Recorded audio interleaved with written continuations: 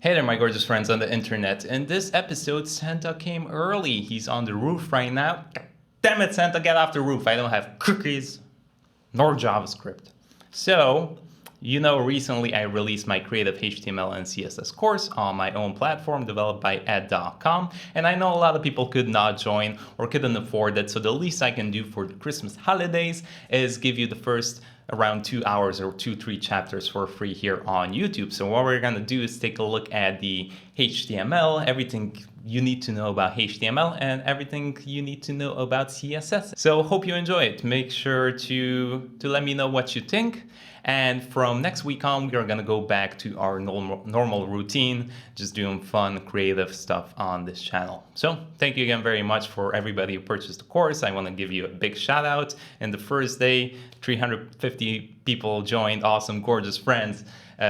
So it's unbelievable. I did not expect as much support. So thank you from the bottom of my heart. All right, let's get going. Enjoy. Hello there, and thank you for joining the course. All right, so we're going to take this kind of easy at first. We're going to just kind of take a look at the basics of things. If you feel like you're very comfortable with HTML and CSS, you can skip ahead towards the mobile responsiveness section. That's where you're probably going to get most of the information, and building out the actual projects is going to give you a bit of practice and everything. So if you are already experienced, then you can go all the way to that section. But I still recommend kind of skimming through all of these sections, because maybe you might find specific things in HTML and CSS that you might have not known. And if you're a beginner, obviously we're going to start right here, and it's going to be very exciting. And let's start with a magic trick. Is this going to be good? Hopefully you didn't catch it, how I did it. If you did, then congratulations, you have passed the first test. Okay, let's get going. This is gonna be... Okay, let's get started. The first thing we're gonna do is install Visual Studio Code, which basically is just a text editor that allows us to write code. And it has all of these cool extensions, and it just makes it very easy for us to write code. Now, there are different alternatives out there, like Atom and Sublime Text, but Visual Studio Code is just so lovely to use. So that's what we're going to be using for this one. But after a while, if you want, you can feel free to switch to anything else. But for now, we're going to use Visual Studio Code. So just go to your Google and write Visual Studio. It should be, let's take a look. Make sure you write Visual Studio Code, because there's another one specifically for .NET to write C# code. And we don't want that. We want Visual Studio Code. So make sure you get that one. All right, I'm on Windows, so you can get Windows, but if you are on Mac, on Linux, this is pretty much available everywhere for you. So let's get the stable build, hit download. We're gonna get the file here. We're gonna keep it. Let's open this up. We're gonna hit accept on this page, hit next. We can leave the default, hit next. All right, just next again. We can also create a desktop icon here, and make sure you also have add to path here checked. Okay, then we're gonna do next and install, and that should be it. Pretty simple. Next up, what we're gonna do is take a look at the interface a bit, and also take a look at some extensions to make writing code a bit easier. Okay, so here we are. This is what you're probably gonna get when you open up VS Code the first time, and it's pretty simple. There's not much to it, as you can see. The most that we're going to spend our time in is going to be this Explorer. So here is where our files and folders are going to be. Then we have the search. So later on in our code, if we want to search for something specific, we can do that here. And we can also replace it too. These two we're not going to cover yet because they're not going to be helpful for us for now. But then we have this marketplace here, so the extensions. And here we can basically add different functionalities to our VS Code. And we can also add some themes and new icons if we prefer. So I'm going to add a few, and I'm kind of going to explain what they do. The first one is I kind of want to change the color of this. I'm not a huge fan of it. If you want, you can leave it like this. But I'm going to change mine. So what I'm going to search for is material theme. And this one is a pretty nice looking one. So it's the first one here. It's by Mattia Astorino. I'm sorry if I misspelled your name, but you're going to hit install here. I'm just going to enable it. And then what you can do is set color theme here. All right, you can click that, and then you have all of these different themes. What I'm going to set it to is this Pellinite high contrast. I believe this looks very good. I like the way it looks, so I'm going to keep this one. Another one is going to be right the one below it, the material icon theme. This just changes up the icons. Again, this is just super optional. You don't really have to install it, but I'm going to install it. Okay, and then we're going to choose material icon theme here. Another way you can access, if maybe you want to change it again, is you can go to the wrench down here and go to the command palette.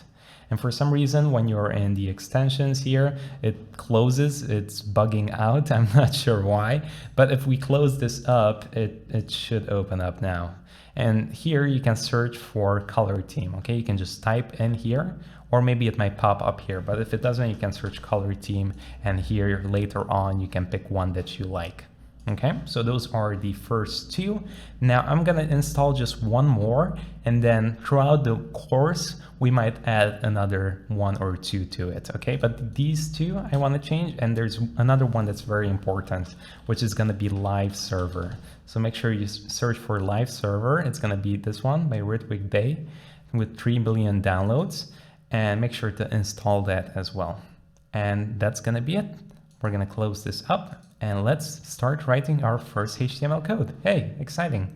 So right now I'm on my desktop here in my file structure. What we're going to do is just create a new folder and create our first HTML file and our first HTML tag. So what we're going to do is go up here to File, and what we're going to do is go to Open Folder, and then I'm going to just navigate to Desktop, okay? And in here, I'm going to create another folder, and I'm going to name it HTML and CSS course. Okay, and we're going to open this up. I'm going to select the folder and click. As you can see, this brings us in here, and there's nothing in the folder, so that's good. I'm going to close this welcome message. Get out, we don't want you. And to create a new file, we can go up here. So as you can see, this is a new file. Here, the second one is a new folder. Here, what we can also do is refresh the Explorer in case something doesn't update properly. But to be honest, I never really used this. It always kind of worked fine for me. And we also have this to collapse this whole structure. So what we're going to do is click the new file, and we're going to name this index.html. So this is how we can create our first HTML file. Now, why do we name it index? The extension, okay, it's kind of obvious. We're learning HTML, so it's probably .html, but why index? Well, when we upload our website to a web server, the first thing that that web server is going to do is it's going to look for this specific name. It's going to look for index, not .html, for the index. As soon as it recognizes that, that's the first thing it's going to display, because eventually we can have multiple HTML files in here. We can have maybe an about.html, maybe we have an about section on our page, so we can have that, maybe a contact.html. But as soon as we upload it online, the first thing that the users are going to be served is this index.html. So this is going to be always the default. All right, so you're going to mostly create index.html when you create your website. So let's delete this for now. We're just going to keep the index. And just to keep this simple, we're just going to write one HTML tag in here. And then we're going to set up a proper layout, or kind of a structure that you're going to be using for all of your websites. And then I'm also going to show you a shortcut that's very awesome in VS Code. That's just going to make it super fast, and you're going to be up and running in 2 seconds. Okay, Ed, stop talking. Show me how to do this. So all I'm going to do is I'm going to write a smaller than sign and H1. And as you can see, this is basically a heading on your website. So this is how it looks. Now, VS Code automatically completes it for us, so it tries to help us, but let me kind of get rid of it. So this is what a HTML tag is, all right? And we can close this up. The second one kind of looks the same, but we have an additional slash here, like this. All right, so it kind of looks like a sandwich. Not a Subway sandwich, but just a normal sandwich. So basically whatever you put in between here is going to be displayed on the screen. So whatever you put in between these HTML tags. So in this case, let's just put hello sandwich boy, like that, and hit save. So I can do control save.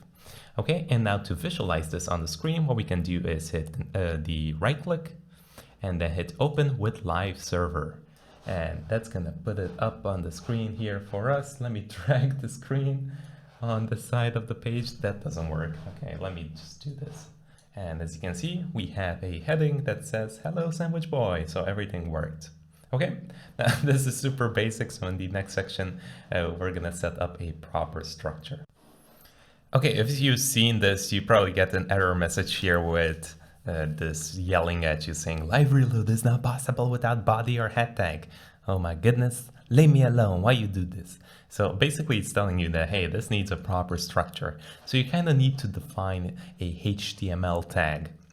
And there's something else called a head and a body. So I'm going to kind of explain everything as we go on. So the first thing we need to do is basically specify to the browsers that, hey, we are working here with a HTML document.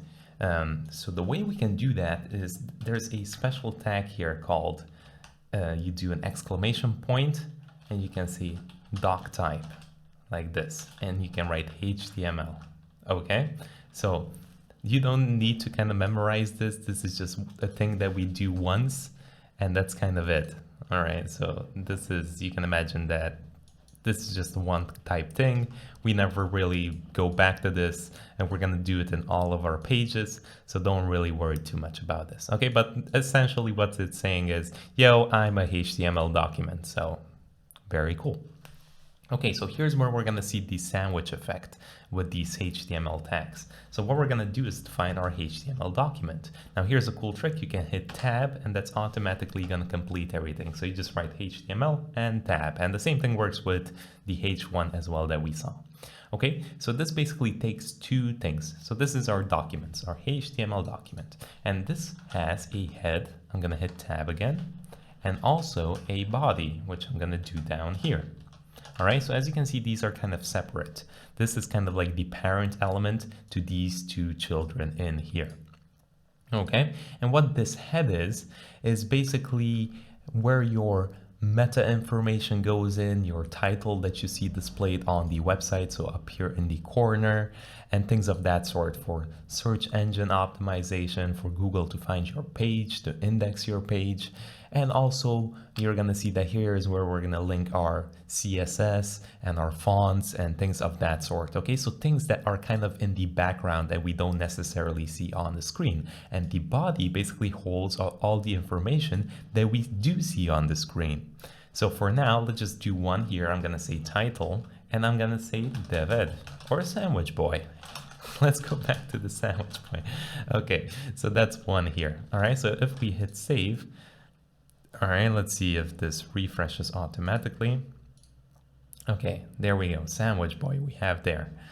Okay, and whatever we put in our body here, so I'm gonna just write a H1 sandwich and hit save, control save, and you're gonna see this popping up here. So the main part of your website is gonna be in this body, and all the rest is gonna be in the head, the information about the website, linking style sheets and things of that sort, fonts.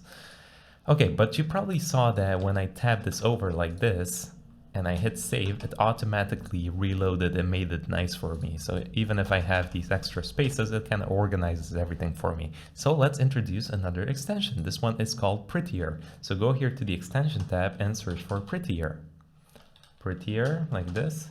Click on this one, it looks like this, hit install, and once you do that, what you can do is go to the wrench tool here, go to settings, and you can search format, and you can enable this format on save.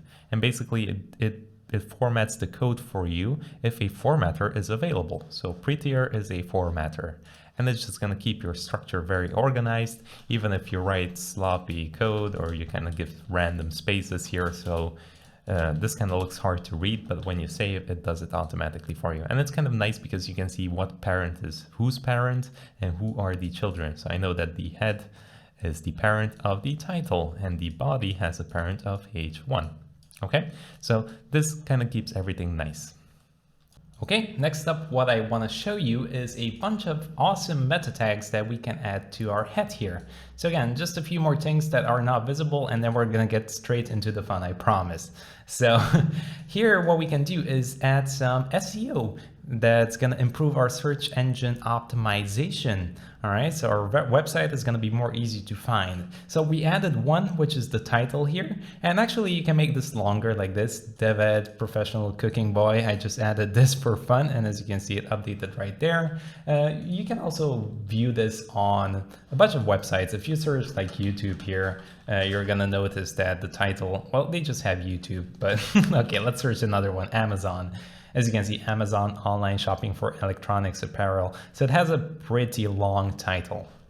Okay, so let's add another one.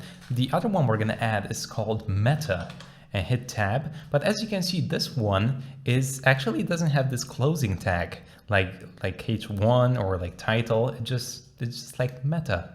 And that's it. So you're gonna find some tags that do close, some that don't close, and I don't really want you to beat your head over and like sweat and invest a lot of time in remembering which tags close and which tags don't. So what I recommend you to do is just hit tab, just write H1 tab, and VS Code is automatically going to know what to do. So this way you're going to write them and you don't have to worry about it. And if you keep writing more HTML, you are going to remember it because you keep using them a lot. So it's going to go into your memory. So don't really sweat about which tags close, which tags don't. Just hit tab and let the autocomplete do it for you. And then yeah, you're just going to remember it easier this way. So Meta, another thing I want to introduce you is if we come here after right inside this tag here and just add a space, we can add something called an attribute. And all an attribute is, it just basically changes the behavior of the meta tag that you are on. And you're going to see this being used a ton, especially here when we're in the body and we're going to add inputs and we're going to add a bunch of other things. We're going to add a bunch of attributes in here that's going to change the behavior or maybe just give a name to our tags. So let me show you what I mean. In the meta, we're going to add an attribute called name.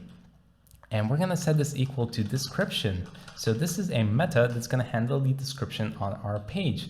So if I'll go back to the Amazon, if I still have it open, let me go amazon.com and pull it up here on the screen. So as you can see, it has a description down here. So that's going to be our meta tag. And here we can add another attribute called content. All right. And here, if we hit enter, it's, as you can see, auto completes it for us just like it did before here. We just set it equal and we just add 2 quotes. Okay. And here we can say DevEd is a professional cook with Italian dish expert. I don't know. I'm really bad at adding these. But if you do a portfolio or something, you're probably going to mention a lot of keywords here like front-end web developer, HTML and CSS, and things of that sort. Okay, but a title is still going to be way more important than this description meta tag, but it's very good to add this as well. Okay, that's the first one. The second one is going to be a bit weird, but I'm going to write it down here for you. You're going to say meta, and the attribute is going to be called character set. Okay, and we're going to set this equal to UTF-8. This is something, again, I don't really want you to worry about that much, but it's pretty much an encoding.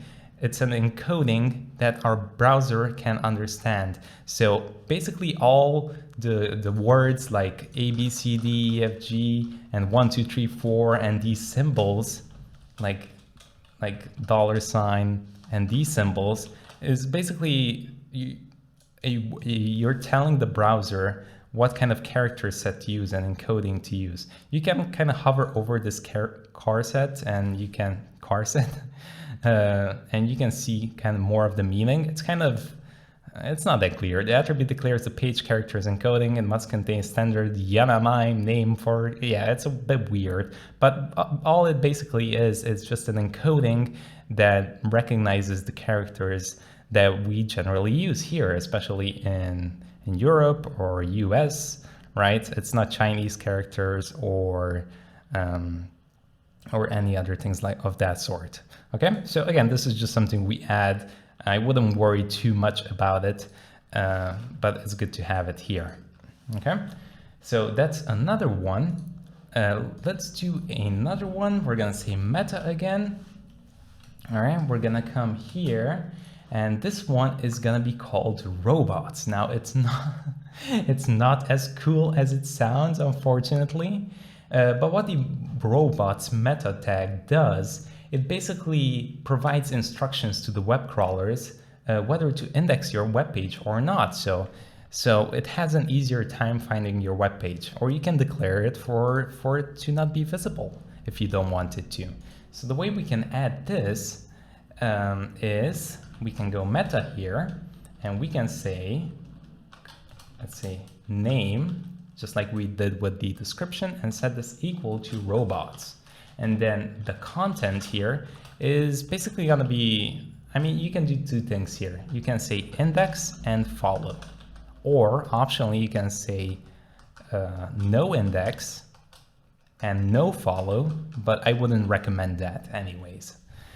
So basically what follow does, basically the search engine crawler will follow all the links in that web page. Okay, and the index is the crawler will index your whole web page.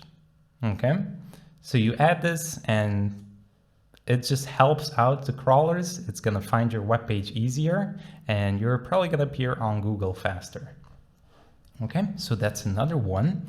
I kind of want to change this little logo here because I don't really like it. This is just the default that it gave to us, but I don't like the globe. I don't want to be Mr. Worldwide.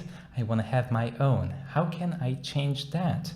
Well, what we can do is we can go to Google again, our dear friend, and we can search for some icons. So what we can do is we can say .ico files here. And I don't remember the name, icons-icons. This was the website. They kind of provide you some simple icons here. Let's just use one just for fun. Let's go to this one. And I don't know, which one do you like? I like the little house. I want to get the house. So let's go on the house, and we're going to download this ICO file. Okay, so hit on that.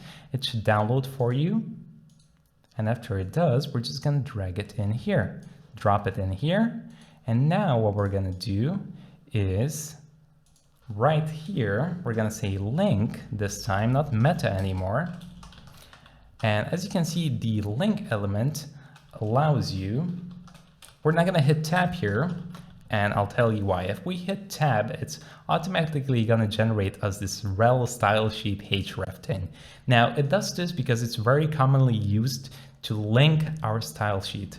So this link thing you basically use to connect your CSS to your HTML, or to connect different things to your HTML. However, I don't want to do the CSS right now, but this is kind of similar to the way you attach a logo.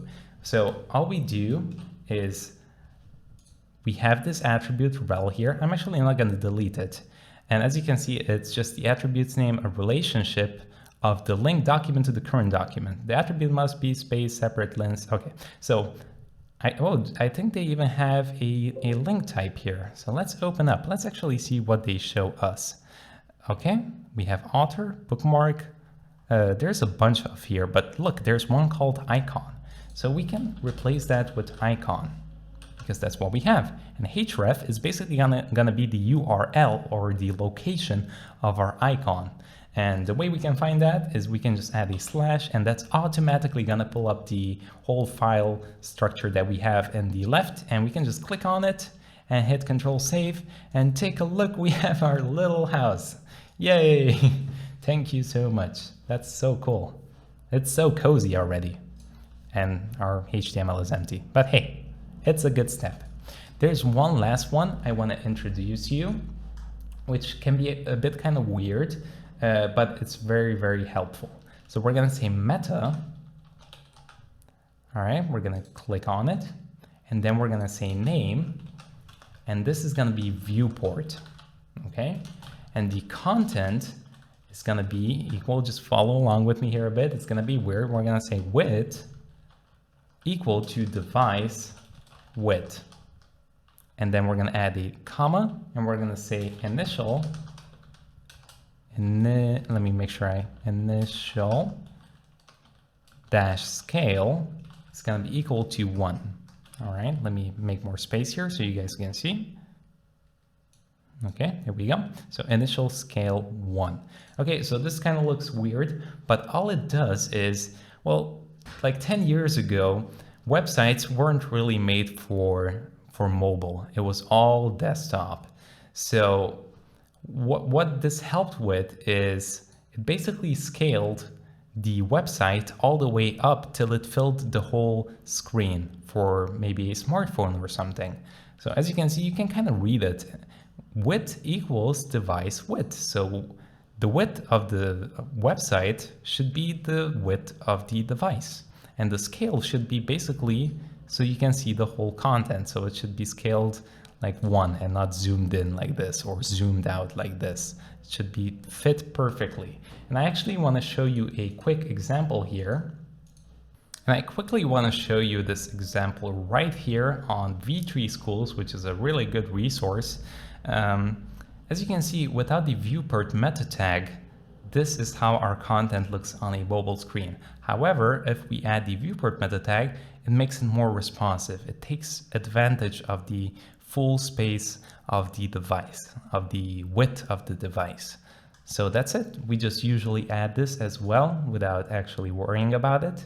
And there we go. We have a proper structure of our website. Now you're going to be mad at me because I'm going to show you a cool new trick to set this up from scratch super fast.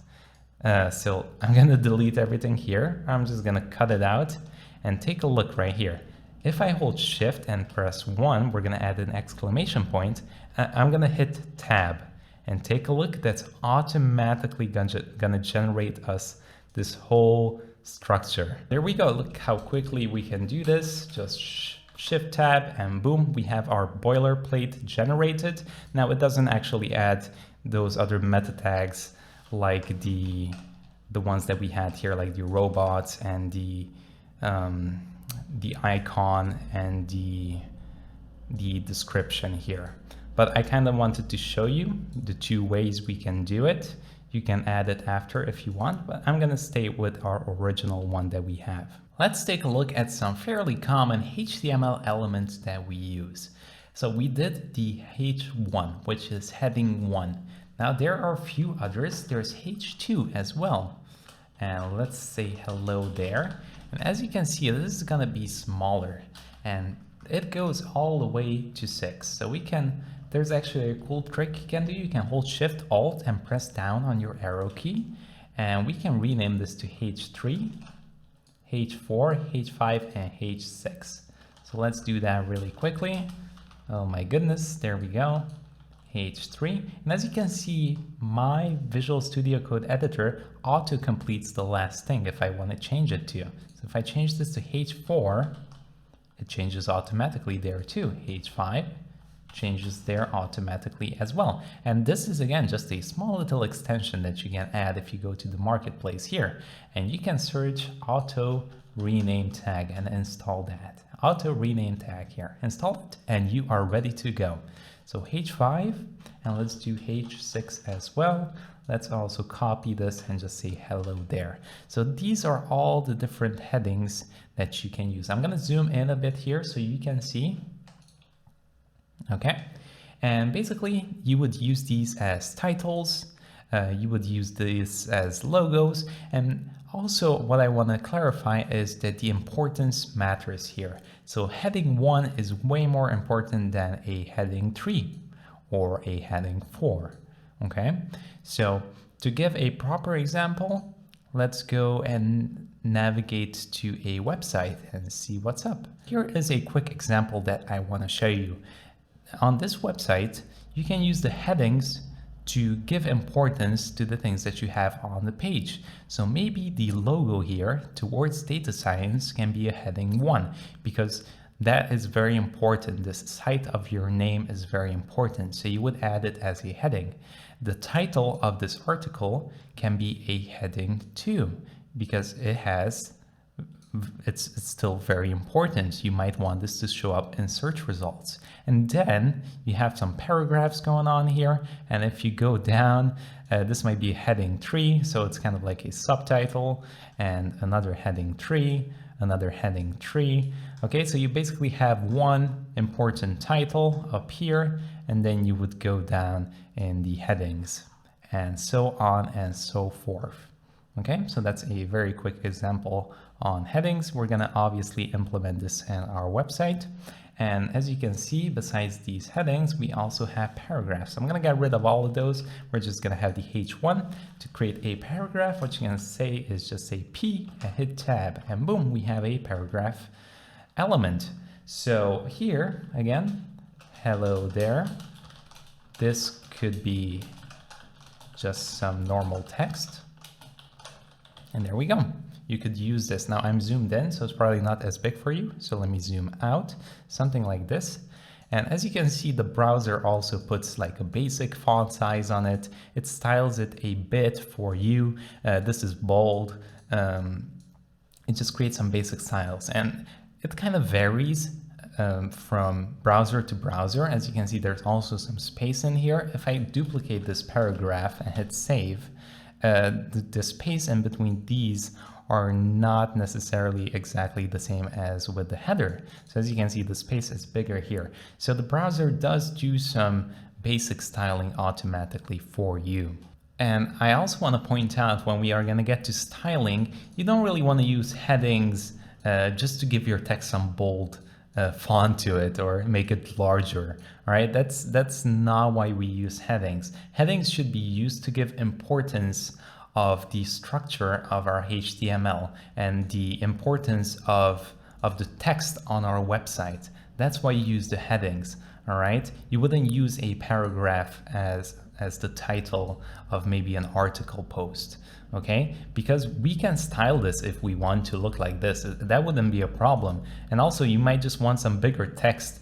I don't want you to straight up jump to heading just because it gives this automatic styling for you. Actually, I want to show you some elements that help us format our text here and our heading and everything else. So what we can do is we can actually wrap. So we can go in the paragraph here and we can wrap something inside another tag. So again, we can do this nesting that we kind of already did in here. We have the body, right? That's the parent element. And then we have all of these small ones nested inside. Same thing I can do here with the paragraph. I can nest another element inside here. So maybe I want to make this last one italic. Okay, so this could just be some normal text. I want to make this italic. So what I can do is go here and just add a space. I'm going to say I and hit tab. As you can see, that's going to generate it for me. And I can take the ending closing tag and just wrap it around this like this. So this looks a bit weird, but it's actually very simple. You just have the paragraph and then you just wrap the following text that you have inside this I. And if we hit save, as you can see, I'm going to zoom in a bit here. That's going to make it italic. And there's a bunch of them. Let's replace this with strong. Hit save. As you can see, that's going to make it bold for us. So there's a bunch of them here. I'm not going to go through all of them because we're not going to be using these as much as you might be thinking. But let me just show you a few for fun. There's one called small. And as you can see, it kind of pulls it up here for you. You can kind of see what it does. Represents a side comment such as a small print. So if we hit save, we have this. We have small. We also have mark. Let's hit save. And as you can see, this kind of marks it like with a pen, with a blue, not blue, it's yellow, with a yellow marker. It's kind of like you drawn over it to mark it. There is also one delete, which is kind of gonna cross it out like that. And there's just a bunch of them that you can use. But again, we're rarely gonna use this. We're not gonna be using it as much, but if you ever need it, you know at least what to look for. You can just search up a formatting for the text.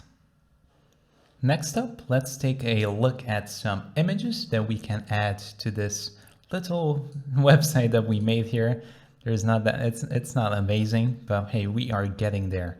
So what I want to do is I'm going to show you a cool website for images. It's called Pexels, and they have some very high quality images. So let's search for one to add. Autumn mood. It's almost winter here, but hey, oh, never mind. This is like a photo submission thing. Okay, let's move on. Hey, who doesn't like mountains? Everybody likes mountains. I've been to like one or two. Not too big of a mountain, but okay, this lady on the mountain, take a look at that. Very nice. The boat is underneath. Perfect. So it actually gives you multiple sizes here. I'm gonna get a medium one and hit download. And all I want to do is just drag this inside the folder here. Now, I don't have that open, so let me open this up. I just closed it so I had extra space and drop it in there. Perfect. So we can close this up. Let's make the screen bigger here. Now, as you can see, the file structure already starts getting a bit weird. So what you can do is actually create a folder here, new folder, and we are going to name this image like this, shorthanded image. Perfect. So now we can take the woman with the boat and the birdhouse and just drag it in there. And then it's going to say, hey, are you sure you want to move it in there? And you're going to be like, do not ask me again, please. And then move it there. Perfect. Okay, let's refresh, but take a look, our icon is gone. Why? Well, because we gave it a path here that's not there anymore. So if we add a slash now, as you can see, there's no image there. So it's automatically is going to be like, oh, I don't know what to do. Goodbye. It's not even going to bother looking for it. Oh my goodness, Mr. HTML, why you do this to us? Why you do this? So what we need to do is navigate to the image and now hit the birdhouse, and then we're going to get the logo back, the icon back. Okay, great. So let's put the image here. How do we do that? I'm going to close this up here just so we have more space.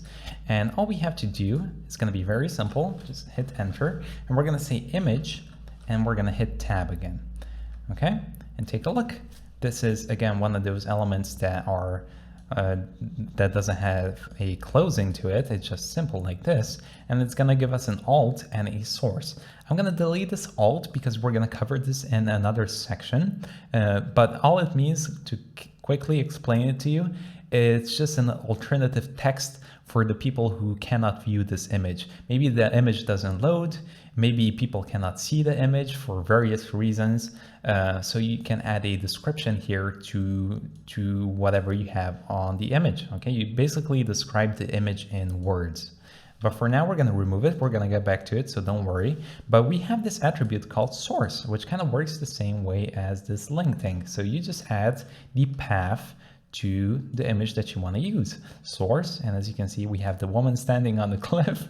So we're going to hit Control Save and take a look. We have this. Now it's going to put it in the original file size. So it's going to be extra large here. As you can see, we can scroll and go crazy. Now there are a few attributes that you can also add here to make this smaller. So you can actually set a height and a width to it. This later on, we're going to do it in CSS, but for now, take a look just to make this a bit more pleasurable to look at. We can just add a width of 300, for example, or 500, and a height of, let's say, 1000. Okay, let's see if that's too large. Okay, this kind of looks a bit squished. As you can see, it doesn't look that nice. So let's change the height to 800 maybe. Okay, we're getting there. Let's do 700. That's going to be fine. So there we go. That's kind of the original aspect ratio of the image.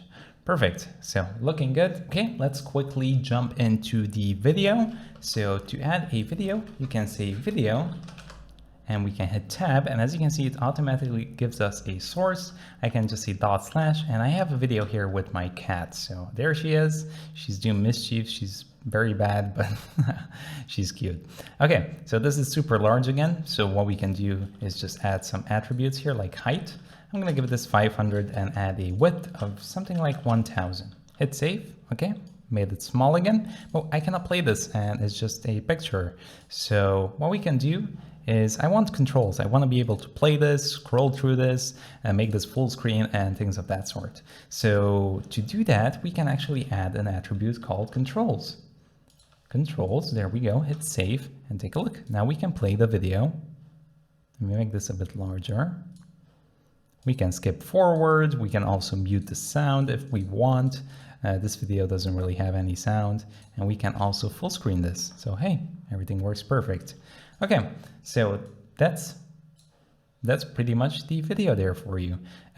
You can also autoplay this if you want. So when the page loads up, you can just say autoplay. We can add this attribute, hit save, and boom, there we go. It autoplays for us. I wouldn't really recommend doing this if you just have videos laying around here, but it might work well if you want to do it as a presentational style. Maybe you have a website where you have those big, large videos playing in kind of like in the background, just as a visual aesthetic.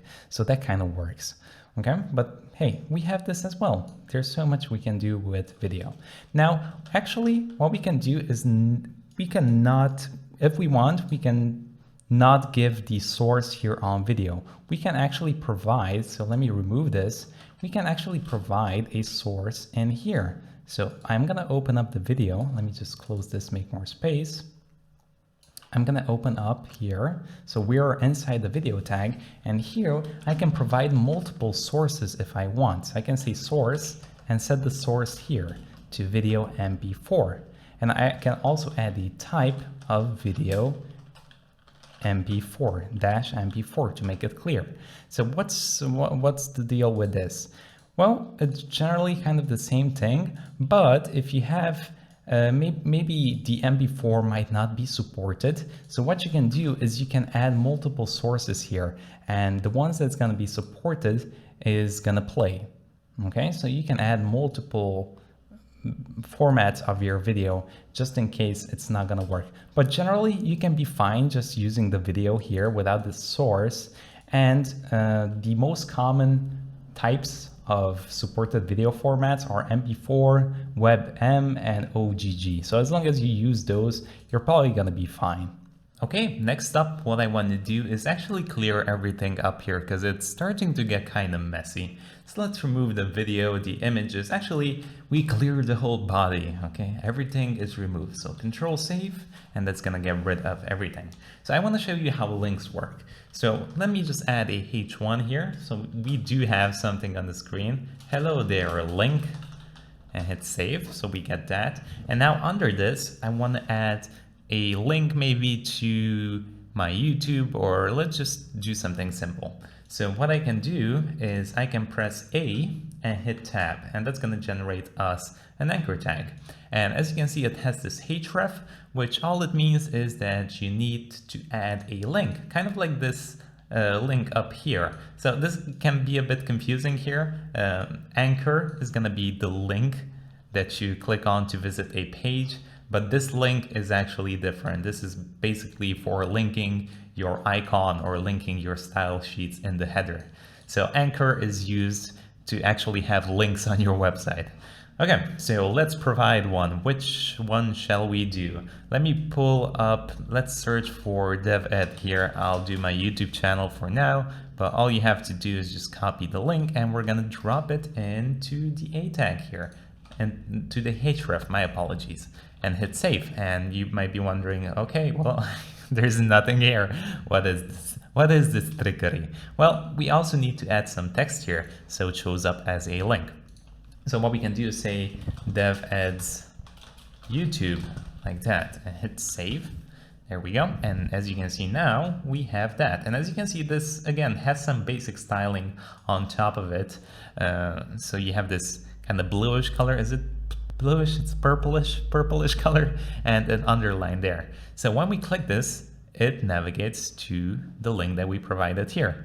Okay, that's cool. But as you can see, it actually opens up the page here, and we left our original destination. And sometimes you don't necessarily want to do that, especially if you have a website, or maybe you have your portfolio, right, and people are looking at it, and then you click on maybe a project that you made, and then they leave your website basically. right? So what you want to do is you can also click on this and it's going to open up in a new tab. So what this means is there's actually an attribute here called target. And by default, that target attribute is going to leave the page and it's going to just go straight to the link that you sent it. Well, we can go here to the A tag and we can say target like this. And as you can see, there are a few. It's very nice. VS Code is just fantastic. It gives you all the options that you have. So as you can see, it has self. All right, this is the default behavior. So it's going to redirect. But then you have this blank. And all it's going to do is it's going to open up in a new tab. So this is exactly what you have to write. Target and underscore blank. So let's do that. Target underscore blank. Let's hit save and see if that works. Click. And take a look, we have arrived to our new page. Awesome. Now, I actually want to show you something.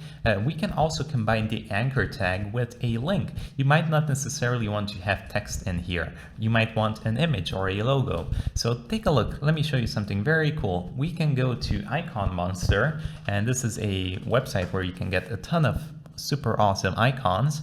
And I'm going to search for YouTube here. So let's search YouTube. And let's just get this one. This is fine. I'm going to hit OK and download. And I'm just going to open up the file directory here and drag it inside here for now. Okay, perfect. Let's close this up. I'm also going to get rid of this MP4. We don't need this anymore. And you know what? Let's get also rid of the images folder here. So now take a look. I can just go here and I'm not going to add the text anymore. I'm going to take everything out here and I'm just going to drop in an image. So you can actually nest an image inside this anchor tag. Let me make more space here so it's a bit more visible. Okay, so let's make even more space. This link tag is a bit too long, so it's a bit, might be a bit difficult to see what's going on. But I'm just basically adding the image between the anchor tag, so in between the opening and the closing one where we add the text. So in here, I'm just going to write image and hit tab. And that's going to give me a source here. Again, I'm going to talk a bit about the alt later. So let's get rid of that. But in here, I can just add a slash and link to that icon monster. And as you can see, we have the button now as a logo. So when we click on this, it still works the same way. But you can also have images, PNGs, JPEGs, whatever you want here to show up as a link. So there we go. Next up, let's cover the forms, and we will actually be using one form on our first project where we are going to submit some user data and we're going to receive an email. So forms that are typically used, again, to collect some user data. So you probably know this, but whenever you sign up on a website, there's a form there. You enter your email, you enter your password, your username, and then they receive that information and they're going to create an account for you. Same thing goes with contact. When you hit submit, they're going to receive an email.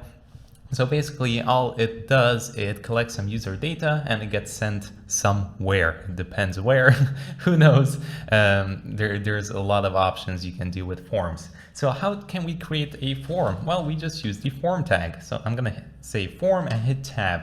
And as you can see, it automatically gives me one attribute, which is called action. We're not gonna be using this for now because all this action does is it submits the form somewhere. So after we submit the form, this action gets executed. But for right now, let's remove it. We're gonna add it a bit later. And in this form, we can add a bunch of different kinds of inputs. So the first one that's gonna be probably the most common one is gonna be called input. Type text. So if I just type input and hit tab, obviously it's gonna give me the most default one. And this one's called text. So if I hit save, I can type just normal text in here, all right? So now it's very hard to see what this does because it's unclear. It doesn't have like a title or maybe a label to it. So we can actually add a label to it. So if I go up here, I can type label and I'm gonna hit tab. And as you can see, it gives me 4. All right, so for what? Well, I need it for this input. I need to describe where this label belongs to, and it's to this input. So to give an identifier to this, you just add an ID. And I can set an ID, as you can see, it's a unique identifier. And it's also heavily used to basically to modify in CSS or to identify it in JavaScript. If you want, you can use there as well. So if I give an ID here, we can access this input basically through our CSS and JavaScript. And in here, I'm just going to give it an ID of name. All right. Or user. Let's call it user. I want to have the user. So I can say the label is for user. And I can add a descriptive text that you see on like every website is in this label here. I can say username.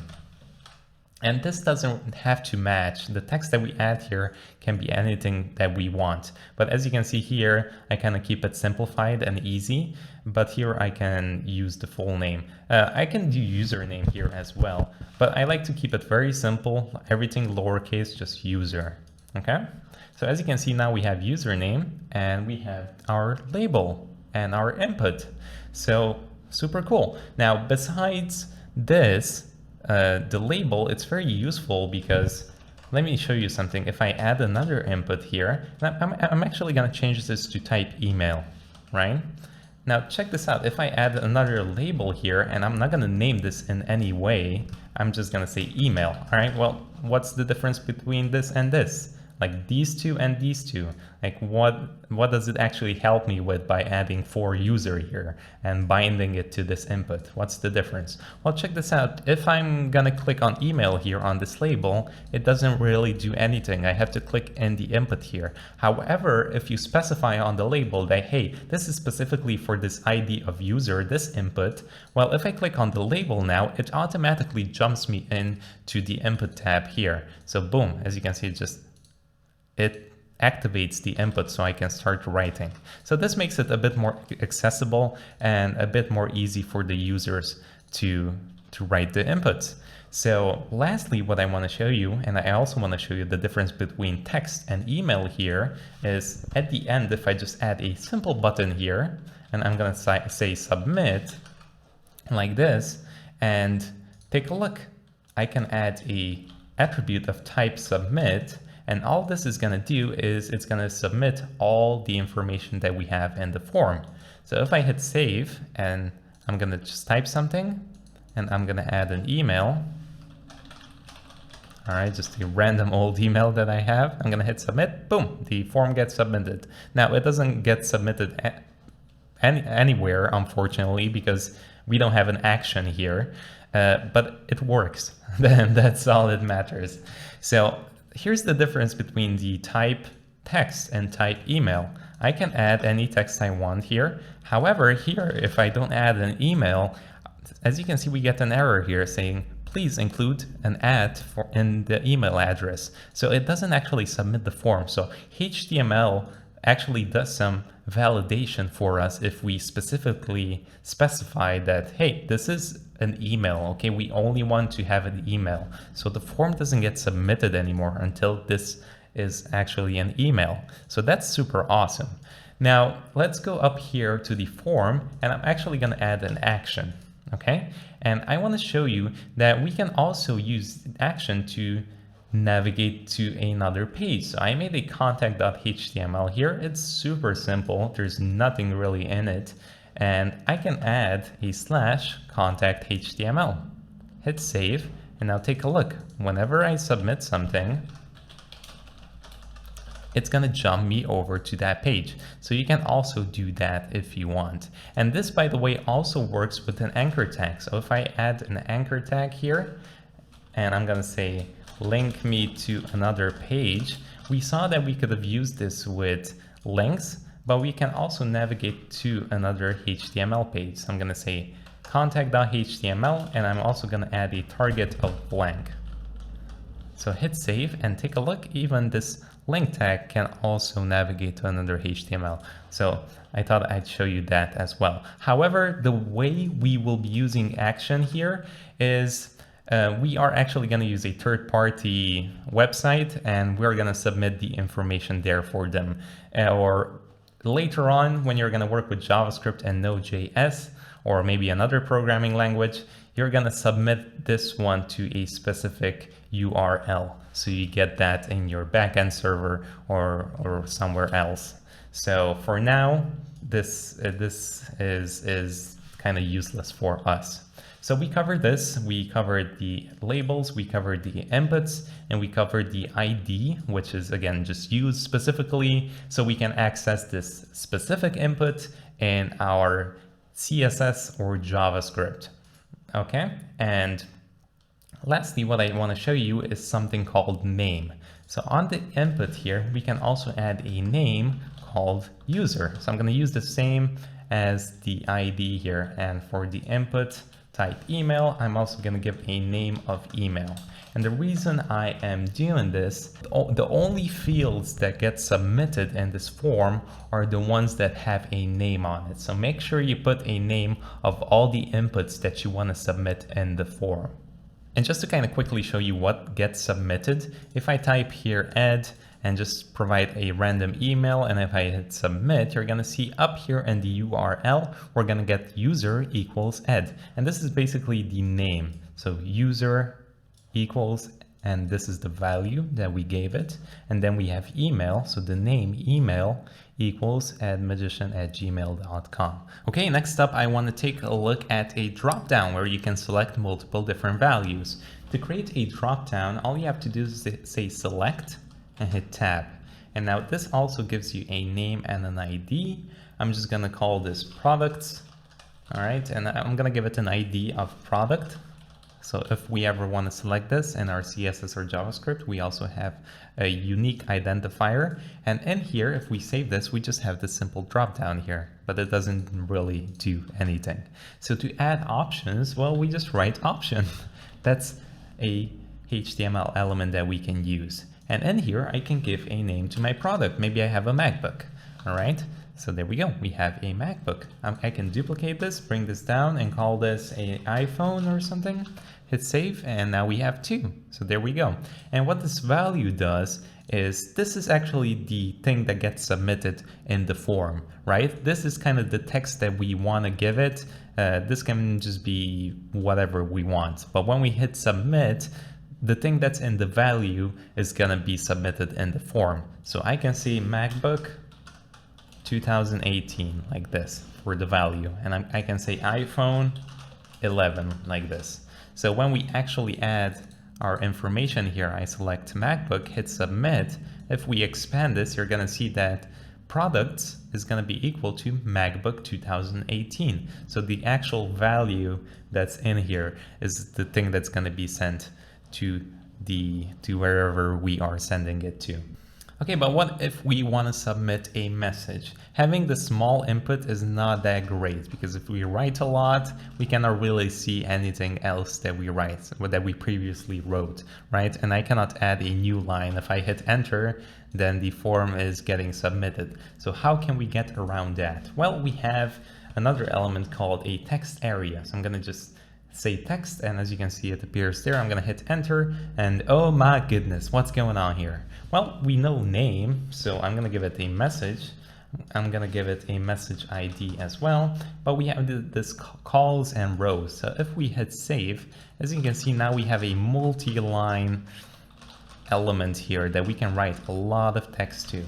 And we can also expand this if we want, like that. Take a look. That's pretty cool. There are a few attributes that we can add to these inputs, and I want to show you a quick few ones that might be useful. If we go up here to the input tag, we can also limit the number of text that we can add in here. So let's go here, and all I'm going to do is type in max length like this. And I can set a max length equal to, I can say 12 or 16 maybe. I don't want more than 16. I'm gonna do something low like 8 for now, just so I can show you. And now if I have something superbly long, I cannot type anymore. As you can see, it limits me from typing. So you can do a limit of something like 60 here, just so it's not like super spam, or 30. And we can also do a min length here. So we can say minimum length should be at least 6 characters. So this is probably a bit more useful for you. So if I add something like 1, 2, 3 and hit submit, as you can see, it's going to give me, hey, you need 6 characters. You're using only 4 right now. So this is another great check that you can add to your text inputs if you want to limit it. So we have limited our input here for the username, and we also did it for the email. Now, if you don't want to have this autocomplete thing, you can also turn this off. I wouldn't recommend turning it off. It's a nice option to have, but you can do that as well. So if we go to the, let's see, where are you, email here, and you can say autocomplete. As you can see, you can turn that off like this. So when we go here now, it doesn't display that for us. It still displays here, but it doesn't display here anymore. You can also add the autocomplete on top of the form if you want to disable everything. So if you don't want it to appear here or either on the email, you can just go here and say autocomplete off, and that's going to get rid of everything for you. Another one that might be useful is you can also add some placeholder text in here, in the username, in the email, and in the text area. So maybe let's go here, add another attribute of placeholder, and maybe we can add something like characters should be 6 minimum or something like that. As you can see, that appears in there as well. Or I've seen some people not use the label and they just use a placeholder. To be honest, I'm not a super big fan of that, but you could say username in here. So when you click on it and you start typing, as you can see, it disappears. So it just stays there until you start typing. You might also have some elements that might not be required. It might be just optional. Maybe we want to have the username and email and the message. So we can go here, and on the username, we can add a required. We can also do the same for the email here, and we can also do for the text area. So for this one, we might necessarily not even need a value selected. So what I can do is just add another option here and just leave this empty. All right, so no value and just empty. Okay, and then I'm gonna move the selected, I'm gonna get rid of it, so nothing is selected. So now if we add some text and an email, let's make this longer because I think I have that limit on, and if I submit, this is gonna work just fine. So as you can see, the value there is gonna be submitted with nothing. So let's take a look, where is it? Select products. As you can see, it doesn't have anything in the products. It's equal to nothing. Let me show you another quick one that might be useful. This one is called input type radio. So let's type in input type radio. And here again, we basically can give it a name, whatever name we want. Let's say MacBook. All right. And we can basically copy this multiple times. So like 4 times. Okay. And what we can do is change the value of it. So I'm going to say value, and this is going to be the MacBook. All right. Now here's the interesting part. Let me also add a button type submit. Type submit. And there we go. We're going to say submit. So here's basically the difference between this and this. This one, we want to make general, kind of what is this about? It's a product, all right? So we don't want the actual product name in here because this is the value that's going to be submitted. So here, we're going to actually rename this to products, like this, products. Okay, and I'm going to copy and paste it here. This is going to be the same value across the whole name, all right? And only the value is going to be different. So I'm going to say value, this one's iPhone, and let's do another one, value, I don't know. Amazon. We are buying Amazon, everybody. Value, and this is gonna be Cookboy, which is me. So let's hit save. All right, so when we're submitting this, so if I click on one and hit submit, as you can see, the products is gonna be equal to MacBook. So this is kind of a general one that we're gonna give to the name. We're gonna give it to all of them. And then this is gonna be the actual product or value that's gonna be submitted. Okay. Okay, next up, I want to cover lists, which is going to be fairly simple. So if you want to have a list of some sort, all you have to do is we're going to type in UL and hit tab. All right, and what UL is, there's basically two types of lists. There's ordered list and unordered list. And you're gonna see the difference in a bit. This is the unordered list. So UL and ordered list would be OL. Okay, so UL for unordered and OL for ordered. And inside this UL, you basically take the individual lists that you have. So list is LI. And in here, we can say, let's say home.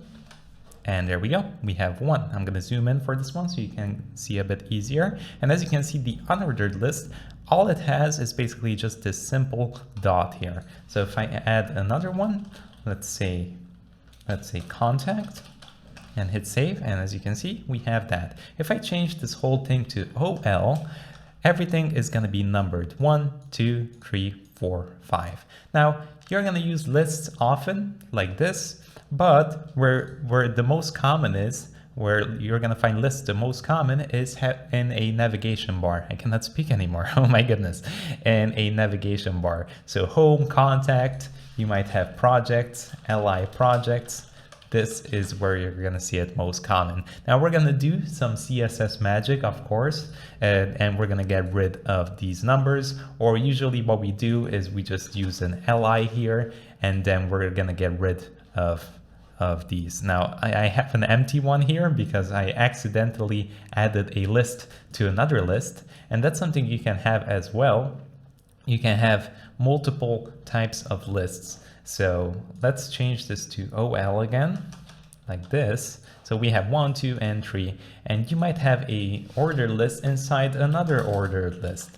This is something that can happen as well. Let me copy these and paste them in here. So as you can see, if you have another list, it's just gonna kind of push it to the side. So maybe if you have like a book or something and you wanna have like chapters or something, you might have something like this. So chapter 1, like this, chapter 1. So that's the first one. And then underneath, we might have an ordered list again, where we have LI, the homecoming, or something. I'm not sure.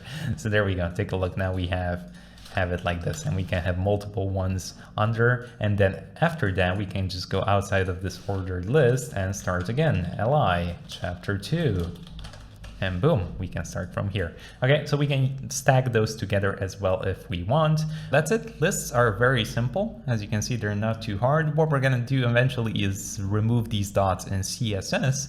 And what we can do is we can also add an anchor tag inside here to actually link it to somewhere. So we can say LI, and inside the LI, we can add this. And maybe this navigates us to another page, like about.html. But since this is the index one, we can go to index.html like this. And you know what? When you are on the base HTML, you don't actually need to even link it anywhere. You can just add a simple slash, and that's going to recognize it that, hey, index is the home. And we can also copy the home from here and add it inside the A tag like this. So when we click this, as you can see, it brings it home. Now here, if we want to do this, let's just paste it in here. This can go to about.html, and here we can say about, and this is going to work just fine. Now it's not going to work because we don't have one. Well, we have a contact one. We can change it to that, but let me just show you really quickly. So there we go. We can go to another page very easily. Okay, let me quickly talk about comments, because this is something fairly important that a lot of people don't use, but it's very important to make your code look nice. And it doesn't actually change your code in any way, but it helps you organize everything a bit more. So comments are basically text that you add to your HTML that does not have any impact to it. So it's just something for you to know and to remember, and to help out maybe other people to know what's going on in your code. So maybe I might have a section like that form that we created here, and it does something, right? So let me just add just a empty form here, and you might have some things in here, okay? So what you can do is go up here, and you can leave a comment on what the functionality of this form down here is, okay? Just to make everything clear. So to create a comment, what you can do is say, you can add this arrow to the left, the arrow to the left, oh my goodness, the smaller than sign, and then the exclamation, and then you do 2 lines like this, okay? And it auto completes everything for me, but it adds 2 more lines and a bigger than sign. So basically everything that you write here, it doesn't matter. It's not gonna show up anywhere. As you can see, we only have these inputs. It doesn't show up, but it helps you kind of know what you did. So maybe here I can say, this is a form for submitting user or submitting a login or something, or a register, okay? So now you can have a section like this, and then you can go down here. Maybe you can add another comment like this, and then maybe you have a section here with some content, maybe some images. This is going to be an image gallery. So when you're navigating through the code, it's going to be very easy to identify these small comments and to know what the code below is doing. So it's very important. I highly recommend you to add as many codes as you want, but also keep these simple, because if you have like a super big stack of code and then you add a lot of code in between the elements as well, like this, then it can get quite messy. So try to keep them as simple as possible and as short and useful as possible. I quickly want to jump and cover tables, and I want to say quickly because it's not used as much as you might think anymore. In the early days, people would use tables to kind of organize and structure all the elements on the page. So it was used a lot for structuring and to move things in certain positions. But these days, you're going to use tables probably if you really need a table. So if you want to show like some kind of statistic or something, or you want to display some information in a table form, then you can use that. But generally, you're not going to find yourself doing this a lot. But let me show you nonetheless. So to create a table, what you can do is say table and hit tab. And inside this table, it basically takes 2 different elements. It takes a TR, which means table row. All right, so the horizontal ones that are gonna go this way. So inside this table row, we can add a TH like this. And let's write something in here. So let's say first name or something, okay? Okay, that's 1. Let's duplicate these 2 more times. Let's write last name, and let's write age in here. Okay, there we go. And outside of this table row, what I want to do is add a table, another table row. And then here I'm going to say TD like this. And this is going to be ed. This is going to be you. And finally, shout out to my mom. She made the course. Yay. And hit save. So as you can see, this is basically the title, the header, the table header in here. And these are the individual values that you can provide down here. So if you want to have more of these, I'm just going to copy this table row multiple times like this, and boom, there we go. We have more. So again, this acts kind of like the title, and this is the list that you have down here with the names and with the last names and with the age. Well, age is mom, that's kind of weird. So we can change that to, how old is she? Oh, mom, I don't know, 23, 53, 23. Oh, goodness. I am 25, I believe, and you are 23, 21? Am I guessing correctly? No? Okay, so this is tables, very, very simple. If you want to have another column, you just add another one in here, like this, and you have another column. And if you want to have another value, you can add it like that, and then we can modify this to date of birth or something. And there we go. It's very simple. I wouldn't worry too much about it. It's nothing too complicated. If you ever need it though, it's not that difficult to create. And later on, we can also style this in CSS if we really want to. But that again is just, it's going to be a very, very simple process. So those are tables in a nutshell. Let's cover classes and IDs because these are so important. You're going to see that you're going to use Speaking other language, we're gonna use these across every website. Whenever you start building your own projects, you're gonna use these constantly, so they're very, very important. So what I want to show you is, hey, maybe we have some elements on the screen. Maybe we have a H1 here that might be our logo of our website, and then we might have an article here. Let's do a H2 article title, like this, and then we might have some paragraphs, and we can actually generate random text here by writing lorem and typing a number. If I want 30 characters, I can type 30 and hit tab, and as you can see, that generates us some random text here. And Google Chrome is like, do you want to translate? No, I don't want to translate this. So what we can do is we can copy these multiple times. You can kind of imagine like we have a blog or something on our website, okay? A small little blog. Okay, now when we're going to arrive to CSS, you might want to style these in certain ways. But right now, what happens if we might have some paragraph here that's totally unrelated? Maybe this is some text that has nothing to do with the articles.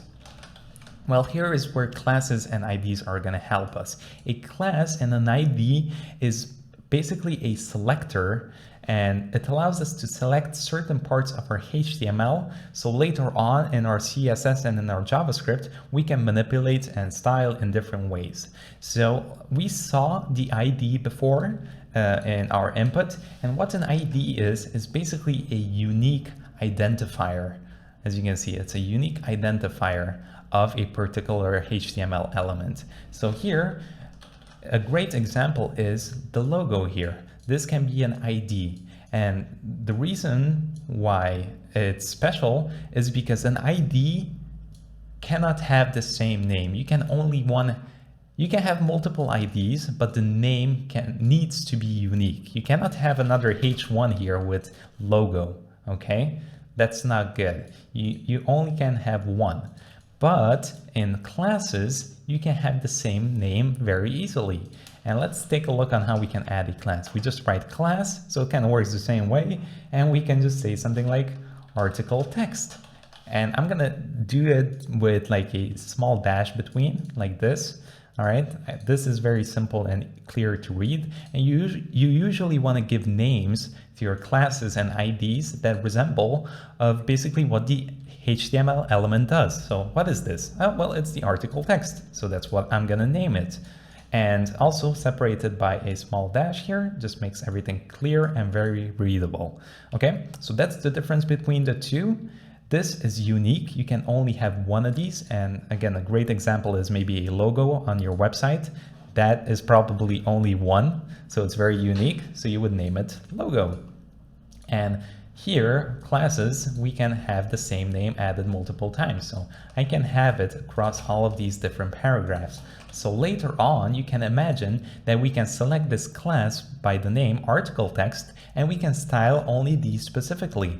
And the difference is that it's not going to affect this, right? The ones that don't have this specific class. So what we're going to do is select this class, and it's only going to style the classes or the paragraphs that have this specific class. That's kind of a tongue twister. Did that even make it? I'm not sure if that made any sense. But again, because we're going to see later on in CSS, if you just select our p tags and you want to style them, it's going to affect everything that you have, all the p tags in your HTML. However, with classes and IDs, you can select them by the name that you provide in here. Okay, and we're going to also see some differences with classes and IDs when we arrive to CSS, because there's like a specificity going on, which is more important than which. But that's all you have to remember for now. Logos, if you have something unique on your website and you want to give it a name, so later on you can style it in your CSS and JavaScript, then you can use an ID as long as the name is completely unique. When you have multiple things or less important things or things that you want to name the same, then you can use classes for that. Also, very quickly, the character needs to be at least one character long, okay? And you also cannot have spaces or anything like that. Make sure you negate any spaces. Don't do something like this, because what you can also have is two classes on one element. You can have article text and maybe article text active. All right, so these are two separate classes here. All right, that's the difference. So we can maybe style this in one way and we can style the active in another way if we want. Okay, so without confusing you too much, I'm gonna leave you to it like this, and I promise it's gonna make way more sense when we get to CSS, because right now we're just naming these for no reason and nothing's happening. Okay, so one problem that we might be facing is, let's say we want to create a website. So we add our H1 here. This can be our logo, and then we have our UL with our lists. Maybe this is our contact, so this is our navigation. So let's say home here. Let's say contact, projects, and I don't know, maybe we have a sign up or something. Sign up. Okay, and then let's say we have another section here that we want to write about ourselves, so we can add a H2. This is us. And then we might have a paragraph here as well, norm 20, and then we might want to add some images down below here, so image, and we might have multiple images like this. So what's the problem with this? The problem with this is that everything is kind of chaotic and everything just kind of flows here together. There are no clear, distinct sections between our header here or our navigation or our paragraph here or the image gallery that we have down here below. So we have a HTML element called div, which is mainly used as a wrapper to kind of organize everything together for you. And this is also going to help us tremendously in our CSS. So what you can do is you can wrap all of the necessary things that you want inside a div. So maybe this is going to be an image gallery. So rather than having them floating in space, you can wrap them inside a div like this. And now everything is wrapped inside this div. So maybe we can add a class to this and we can call it gallery. So now in our CSS, we can just grab this gallery and position it and modify it the way we want. But it's way easier to do it like this and everything is organized than just have everything floating out here on the screen. Now, one thing that we're gonna get into in just a bit is called the new HTML5 semantic elements, which are very important because the difference, the thing with these divs is that they're non-semantic. Okay, they don't actually have a special meaning at all. As you can see, it even says it to us. Element has no special meaning. It just represents its children. It can be used with a class, lang, and title to group consecutive elements together. So it has no meaning. Just as we had span before, this is also called a non-semantic element. It doesn't actually tell us anything about this Fujiat here, okay? However, a semantic element, just to kind of give you a good example for you, is something like a form. This also acts as a wrapper to our input elements, like this. But this has semantic meaning to it rather than a div. A div doesn't say anything to us, but a form is a clear semantic element that has a clear purpose. And what we want to do is we want to replace these empty things with specific semantic elements that have a purpose. So even this thing, this H1 here should be like our header. So we could drop this in a div like this, and we can wrap actually everything here, the whole thing until here. So this can be maybe our class of header, and this UL thing can be our navigation, right? So let's do another, and here's a quick shortcut also to create a class very quickly with a div. You just add a dot and you give it a name, nav, and then hit tab, and that's automatically going to generate you a div with the class of nav. So I'm going to wrap everything in here together, and there we go. That's kind of the gist of it. But again, this is kind of problematic because it doesn't actually have any semantic meaning to it. So with HTML5 and the recent years, we got some new elements that perfectly describe what we have on the screen. So rather than wrapping everything in these empty divs that don't mean nothing, we have these semantic elements. So let me show you. Rather than naming this div, I'm gonna get rid of the header. I can just name it header. There we go. And as you can see, you also get a small description. It says the header represents introductory content for its nearest ancestors. Okay, so a header typically contains a group of introductory or navigation aids. So it doesn't actually describe any of your content that you're going to have on the page later on. Maybe you have a section with some images, maybe you have a blog post and things of that sort.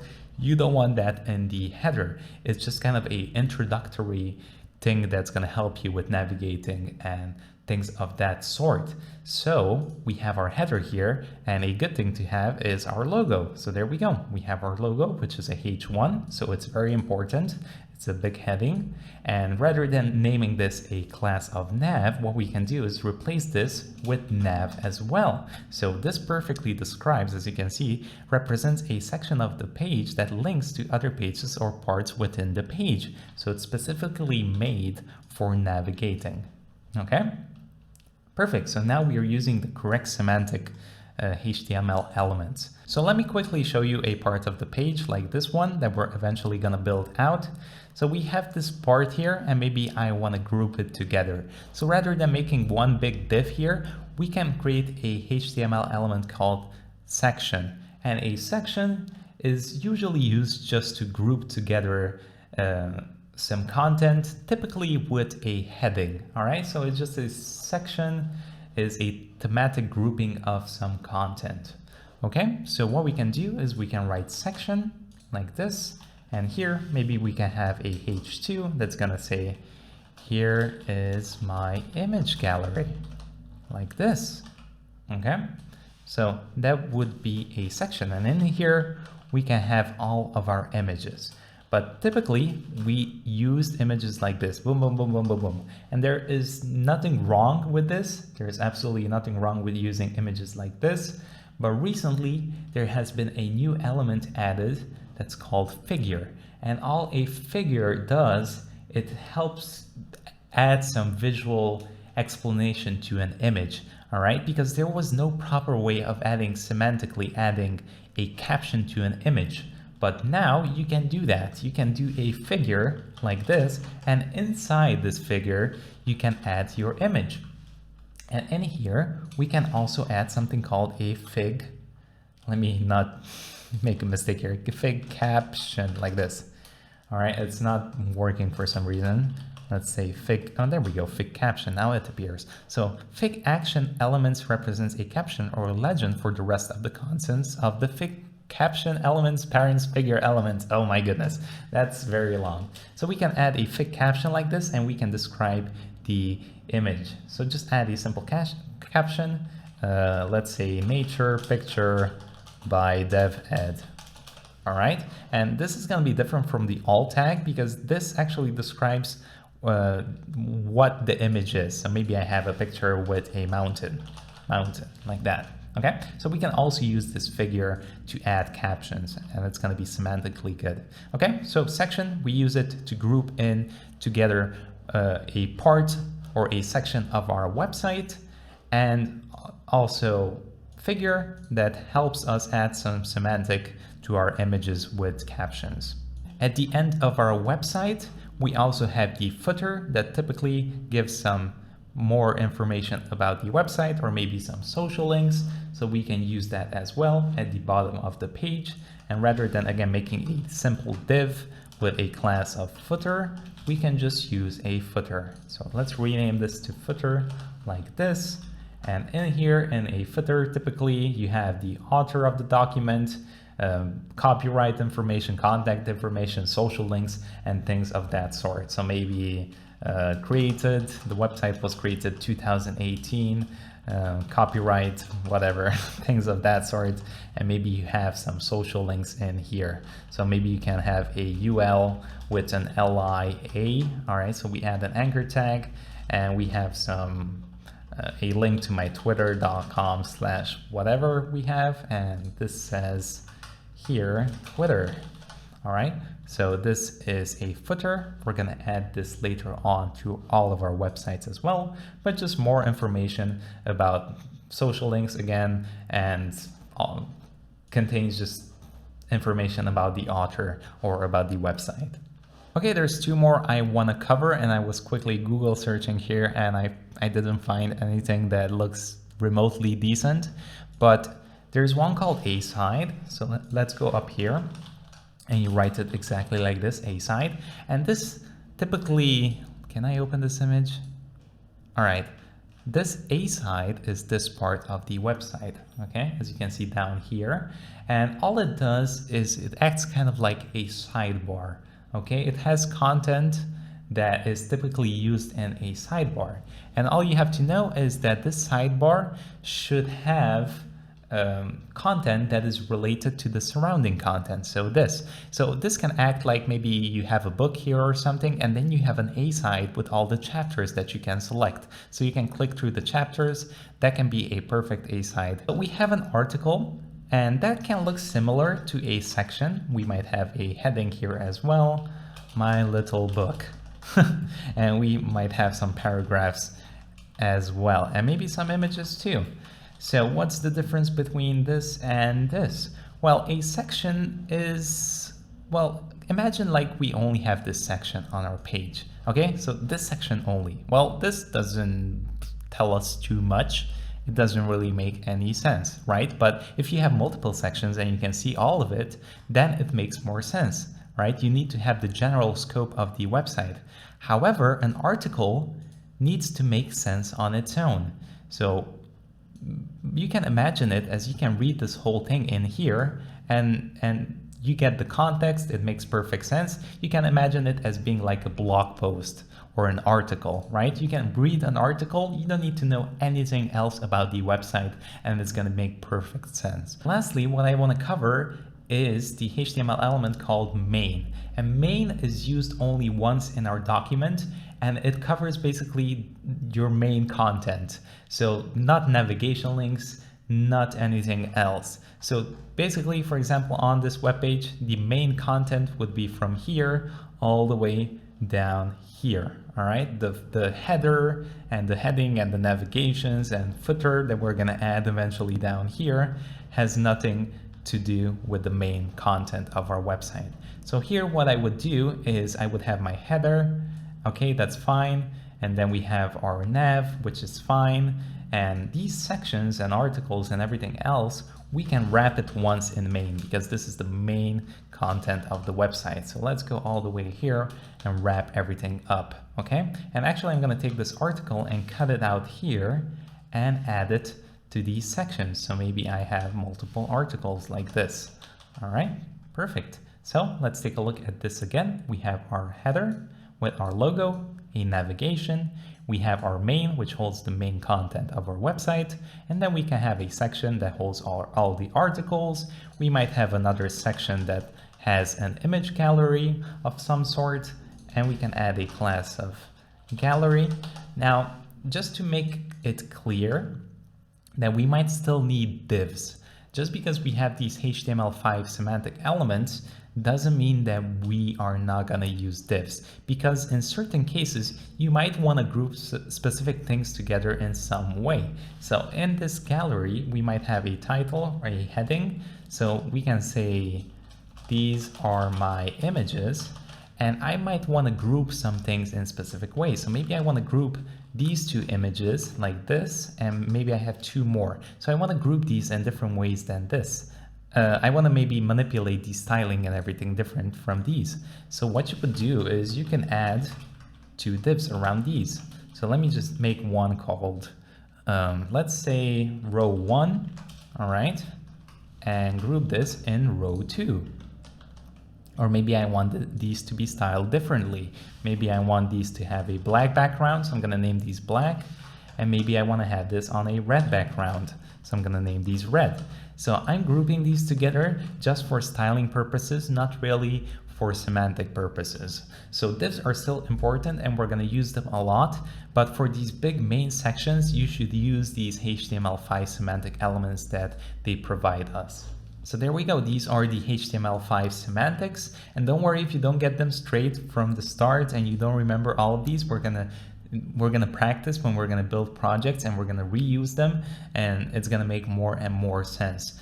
But don't worry if you don't get them at the first try and you don't know where to place things, because even these days, people are still debating what is semantically correct and where they should put what. Uh, so don't worry too much about it. But what I want to clarify is that we can also reuse these. So headers are actually, you can use it more times.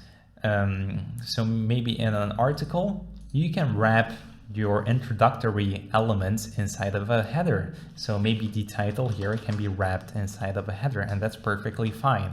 And you can do that header, and maybe we can also add a subtitle in here, maybe with a header tree. So we can say, this is a book about love, or something like that. And then you can have your text and the rest of your content. So you can still use headers just to give information about the title of your article in here.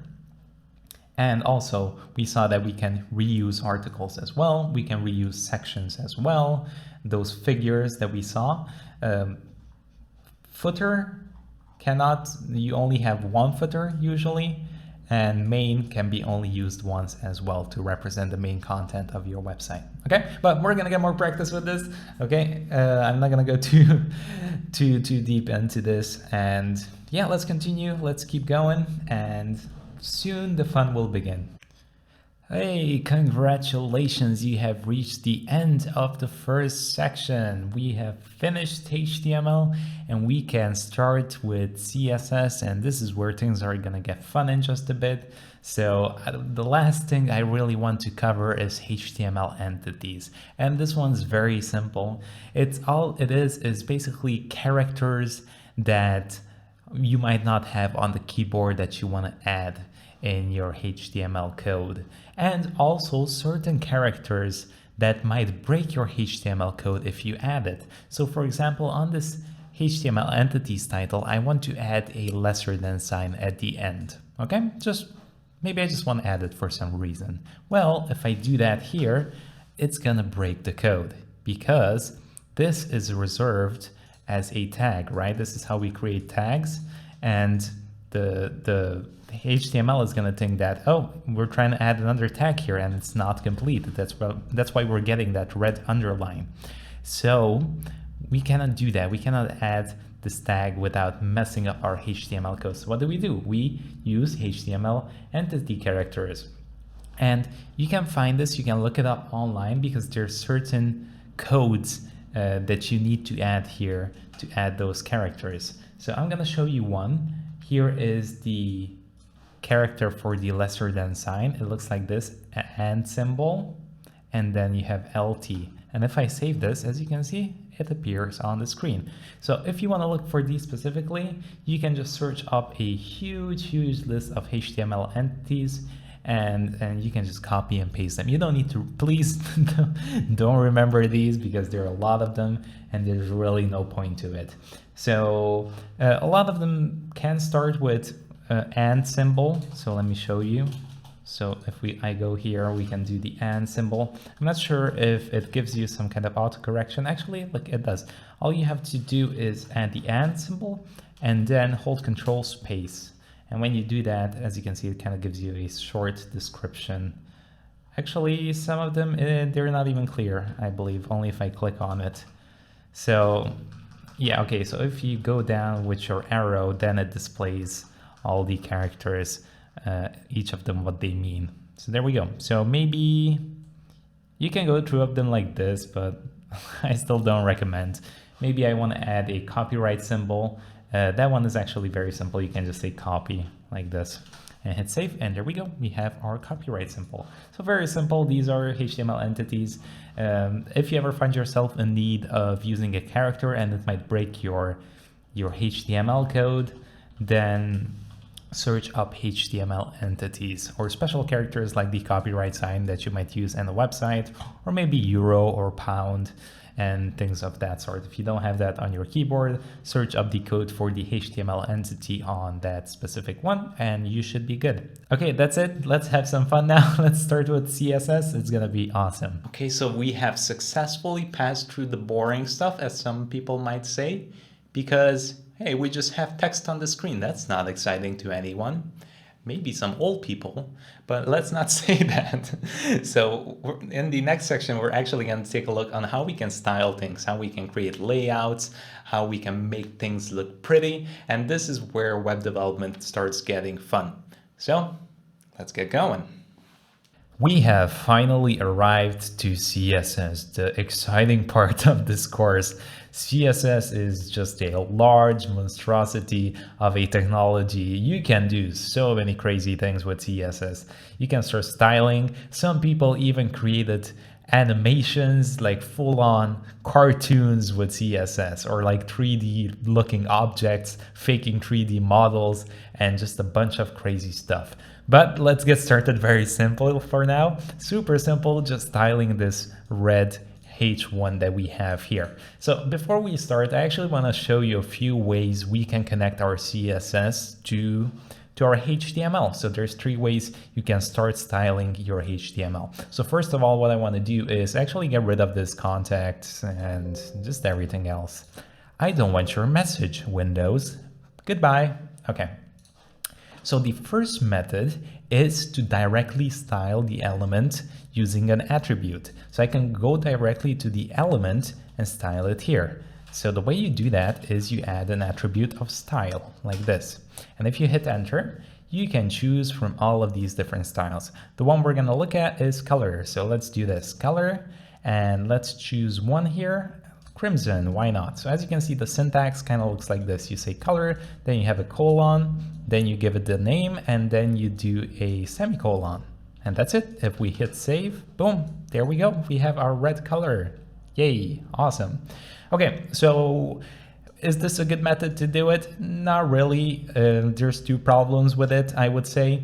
It kind of bloats your HTML. It adds unnecessary things in here, and it just makes it harder for you to read. So I wouldn't really recommend this method. And also, if you want to style multiple elements, you would have to add the style tag to all of them, and it just makes it a bit more cumbersome. So we are not going to do that.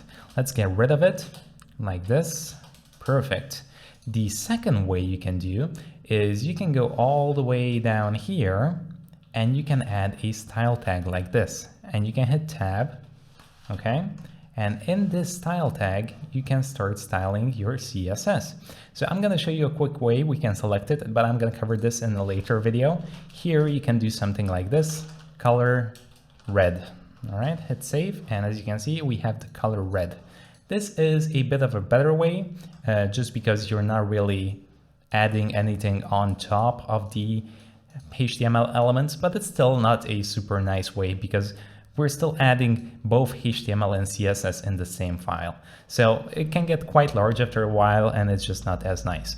So the best way is to remove everything and just keep your HTML in here, nothing else. You just have your HTML in here, and we specifically create another file for that. Typically, let's go here. You're gonna see a file named style.css. That's what people most commonly use. So let's name it like that, okay? So style.css. And I've actually kind of covered this, and it's a bit of a spoiler, but we kind of did it the same way with the link here. So the icon, all we have to do is literally just come here in the head and say link, hit tab, and the relationship here is going to be style sheet. So we clarify what kind of file we want to attach here in the header, and the head, my apologies, not header. And the href is just going to link to the file. So I can say /style.css, and literally that's it. So simple. So let's move on to the next video, and we're going to see how we can mess around and make this fun. Next up, I want to kind of show you how we can select multiple things on this page. I want to show you the syntax and the way these selectors work. So let's get started. We're going to keep this H1 for now, but we're going to also add a few different elements. I want to add a p tag here. There's going to be some random text like this. Actually, let's just keep it short here. I don't need anything too crazy. Actually, let's just add a H3 because that's a bit easier to see. This is going to say, Mom is cooking the good stuff, like that. And I also want to duplicate this a few times because I want to show you a few things. So we have this 3 more times, and let's also add maybe an anchor tag here. if I add this, hold on, let me change my language again. If I add this hashtag here, it just basically means that this link is not taking me anywhere. So here I'm just gonna say, this is a empty link. Okay, I just want to have a few things here so we can start styling. Okay, I'm gonna add a class to this. I'm gonna say, let's name it first title, like this. Okay, and on the anchor tag, I want to say ID. We're gonna throw an ID on this, and the ID on this is gonna be YouTube link, like this. Okay, and we're gonna hit save. So when we go to CSS here, all we have to do to select something is write the name of the element. So that's one way we can do it. H3. All right, so we write H3, the name of the element we want to pick, and then we do these curly braces. Okay, the squiggly, wormy, curly brace. I sometimes forget, in case I say squiggly worms, that just means curly braces.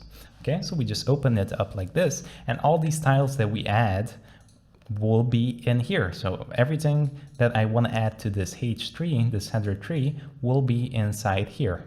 So let's do the color, because we did the color. And we can choose a color like this if we want, and hit save. And as you can see here, the syntax is kind of like the same that we did inside here when we styled it with the attribute. It's just you say color or the name of the property you want to attach, and then you do colon, you say the name, and then you end with a semicolon. Okay, so now we can add more things in here if we want. Now, you don't necessarily need these names. You can also color pick, choose one with RGB, like this. So VS Code has this awesome thing. So yeah, that's very cool. Let's go down here, something that we can see a bit easier, maybe a bit darker. We can use RGB, and we can also use hex, like this. I don't know what this hex means, but it's probably not a color. But anyway, let's get rid of that. So as you can see, we can add it like this. So when we use it like this, we just say H3. Well, all the H3s on our page are gonna get this style. So as you can see, everything in here gets the style. All right, but what if I wanna do something specific? So maybe I want this H3 here, the first one. Well, we can do that by just using the class. So I can say first title. All right, I'm targeting directly this element. This is the only thing I want to style. So rather than doing it like this, I can just get that class. And by the way you can get classes in your CSS is you just add a dot. Okay, just a dot, and then you say first title, I believe it was, and then the same syntax applied with the curly worms. And you just write your color red, hit save, and now take a look. Only the first one gets changed. So when you're applying it like that, when you're getting one specific element, because this is the only one that has a class on top of it, well, this is the only one that's gonna get it, okay? So this is how the syntax works. Let's also check out the one with the ID, and the way you can select an ID is by adding this hashtag. Okay, and by doing this hashtag, you can just do YouTube link again, and that's gonna work just fine. So we can change the color of this to black, because the default is gonna be that bluish color. So there we go, everything works fine. And in the next video, we're gonna get more specifically into the specificity, how we can select specific elements, what we can do with specific elements, the importance of class and ID, how does it prioritize what style it's gonna get, and things of that sort. So this is just kind of the syntax on how you can select elements. You have three. So you have selecting the element directly, you can do it with a class, or this is how it looks like with the ID. Okay, so let's get into specificity and some more tips and tricks. Okay, so before I get into the specificity of like what's more important, class or the normal selector, or with ID, like how does CSS know what to apply where? Before we get into it, I kind of want to show you a few selectors that are very commonly used. So I added a bit of text here. I just added one H1 a paragraph here. These are not contained in anything. Okay, they're just general here. This is just for example purposes. We have a section here. Here I did add a h1 and a p tag. Then we have a section here that has a class on it, and then a h1 with a ul and an li. Okay, so the first one we saw is just selecting h1 like this. Now the problem with this is that sometimes we just want to style one h1, all right, maybe just this one. But if we just select it generally like this, we just say h1, then basically what CSS is going to be like is, oh, okay, I'm going to look at all the h1s on your page. So it's going to look at everything. It's going to analyze it. Oh, there's a h1. Okay, so I'm going to style that. Hey, this h1 and this h1. Okay, so if we add a color of red here, I don't like red. I want cornflakes blue. Oh, it's cornflower. Okay, never mind. So it just styles all the H1s. Okay, this is a very, very general selector. Sometimes you might want to do this, but a lot of times you might want something specific. These are generally good, again, when you want to style all the H1s in one specific way. That can work, or maybe you want your paragraphs to look in one specific way, so all of them, then this is fine. The general selector can be very good. Other times you want to do something more specific. So how can I select this if I just want this to be selected on its own? Well, I can either add a class on it, or I can add an ID on it, okay? Depending how important and unique this is. If it's something very unique, like a logo, then I'm gonna add an ID. If it's something more basic, then I can add a class if I just wanna select it for the sake of selecting it and styling it.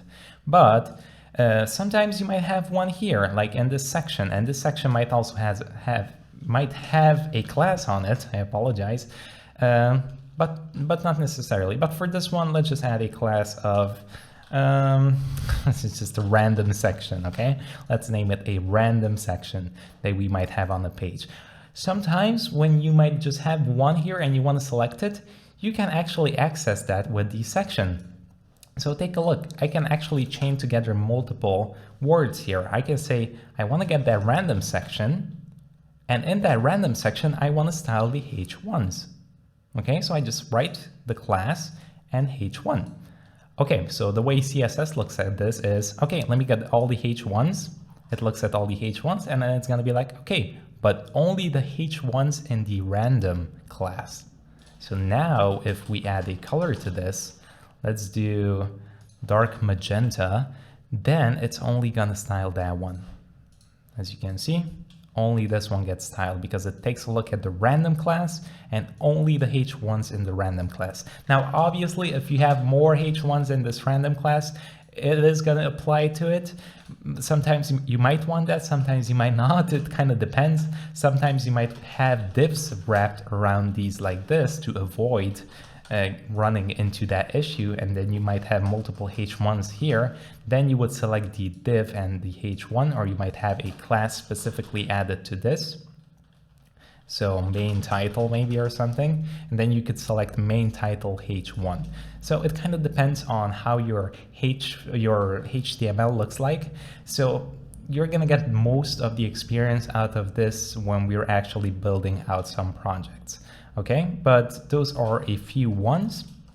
Another selector that I want to show you, and that is the star selector. And all this does is it basically selects everything on your page. So I'm going to show you a new property here, which is called font-size. This just changes the font size of everything that you have on the page. So if I go something like 20 here, 20 pixels, it's going to change every element to 20 pixels. So it looks at everything. H1P section, I don't care, I'm changing everything.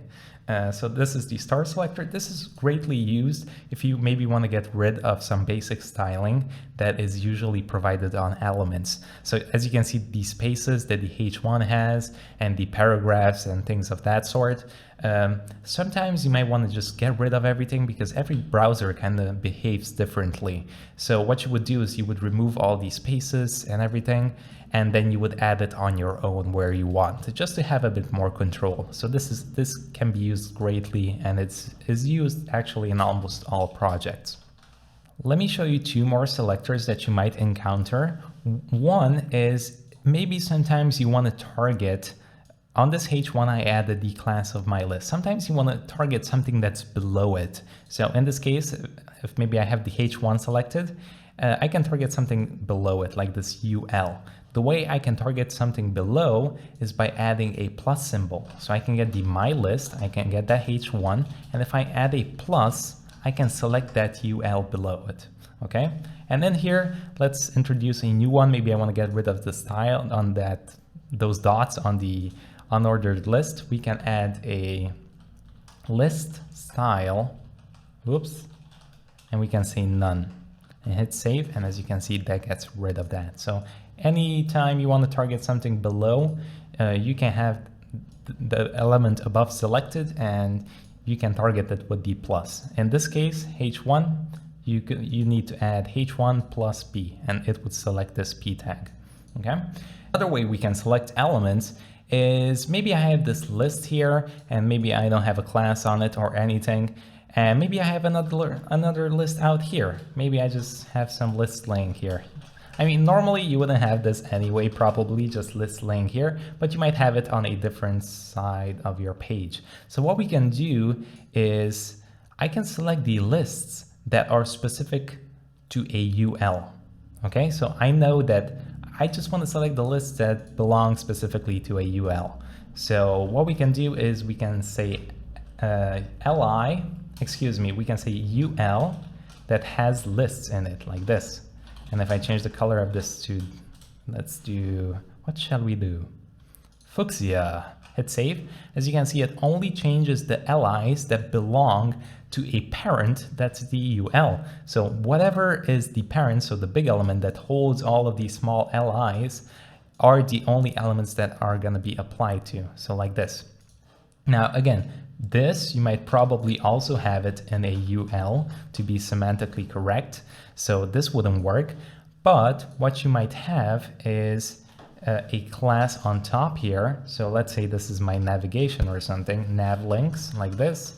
You can also add a class here. So you can combine these with classes, IDs. So everything I'm showing you here, you can add classes and IDs as well. All of these symbols. So here I can get rid of this UL and I just say that, hey, every LI that belongs to this specific class, to this nav links like this. And as you can see now, this only changes. But make sure when you're using this symbol, it only applies to when your parent is nav links. So only the LIs that have a parent of nav links. So make sure you just look outside. So here are the nav links. Oh, what's my parent? Well, the thing that wraps me, which is nav links. In this case, oh, okay, what is my parent? Well, just this UL. It doesn't have that class of nav links. So obviously it's not going to be applied. In the other case, when we didn't have the class, well, it was the same. Oh, the parent is the UL. Perfect. I'm going to apply the styles. Oh, the parent is UL. I'm going to apply the styles. But here it's a bit more specific. But sometimes this is kind of redundant and you might not want to do this. Since you have a class already on top of it, you can just get this by saying nav links li, and you're going to be just as fine. So there's different ways of selecting elements, and there's no one specific right way of doing it. You have a lot of choices here that you can mess around. So yeah, it's just about messing around with it and trying to figure out what would be the best choice without even like overblowing and adding a class to everything, right? Sometimes it's enough to just add it to a parent element, and you can drill down using the selectors by saying elements, using the element, and then, or maybe having a random class and then saying li. Sometimes that might be fine and it might be just enough to do it. Okay, but technically you can chain together as many as you want. Imagine that we can have an li and then we might have an a in here, so an anchor tag that's going to link us somewhere. Let me just drop this here in real quick. We're going to add a hashtag to quickly get rid. Let me switch the keyboard. There we go. So you might have a anchor tag here. So to access that, you would need to drill down. You would need to go from UL to LI to A. So we can do that like this. Let's select the class. I forgot. My memory is very short today. Navlinks. So we can get that navlinks like this. LIA. So this works just as fine to color black. Okay, hit save. Boom, it got rid of it, right? But sometimes, again, this is if you want to go all the way down and be very specific. If you have only this anchor tag here, you can even get rid of this li, because there's no real reason we should add this li in here, because what this specificity means is, what the selector means is I should go to the navlinks, which is here, and then take a look inside the li's, modify only the anchor tags, because if I have another anchor tag in here, let's say hello. If we have another anchor tag in here, as you can see, it doesn't modify it. Why? Because I selected it specifically. I said navlinks, only the A tags inside the li, okay? So by doing that, only this one is gonna be black and this one stays blue. If I want both of these blue, then I would have to get rid of this li. So boom, there we go. Now both are dark. Perfect.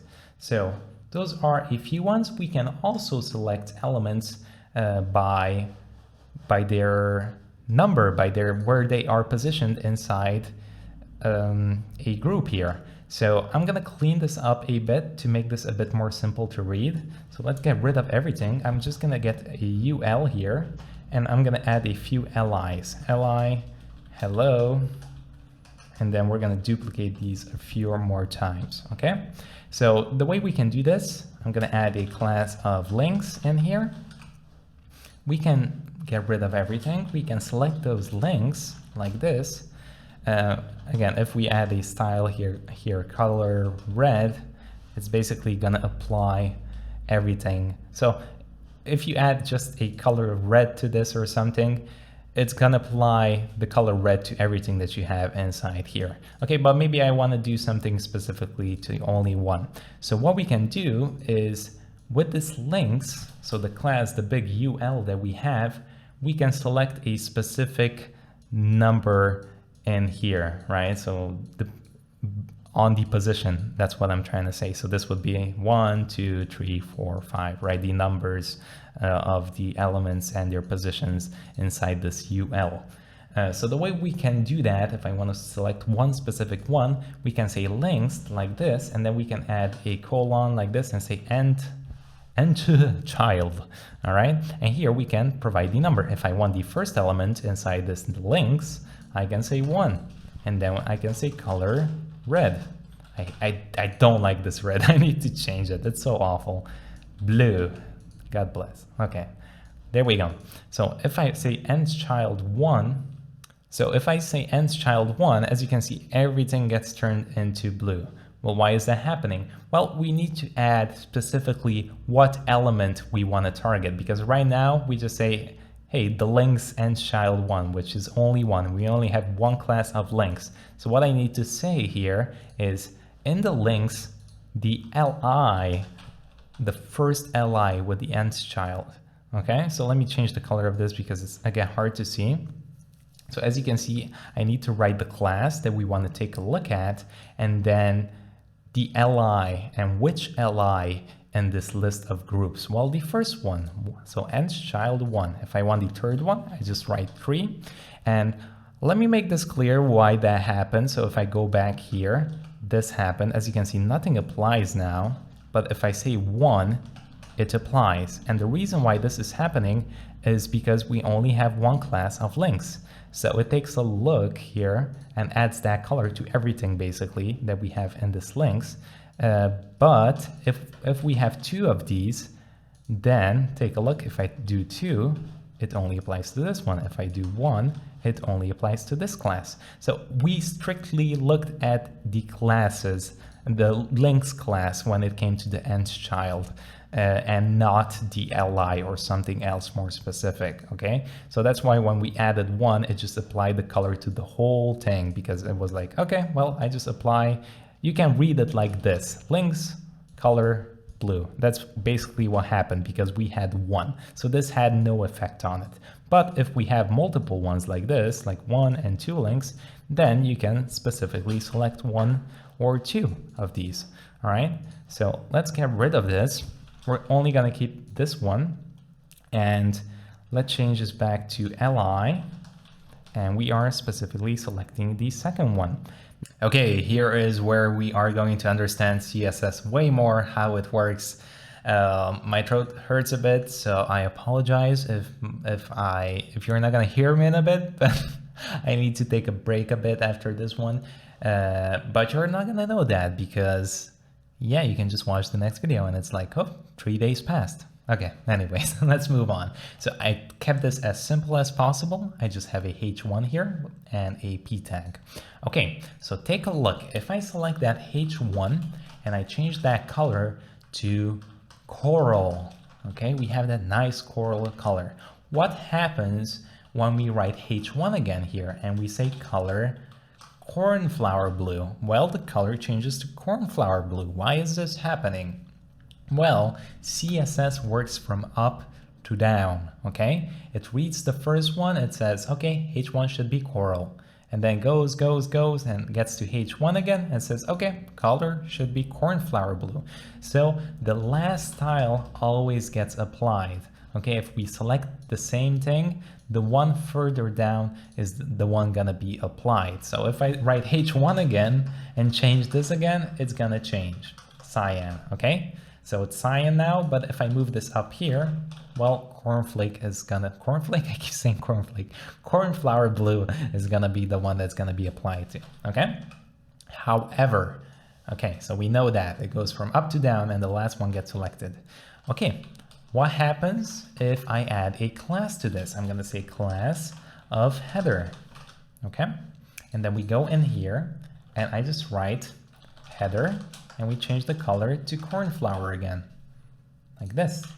Save, okay, that's blue. That's what we expected, right? Because we read it from up to down. But what happens if I move this up here? Well, is it gonna change to coral? No, it's still cornflower blue. Why is this happening? Well, the reason why this is happening is because the class has a bigger priority over the element selector. And a good way you can see this is just by hovering over the element, and you're gonna see that the selector specificity is 0, 0, 1, whereas this one is 0, 1, 0.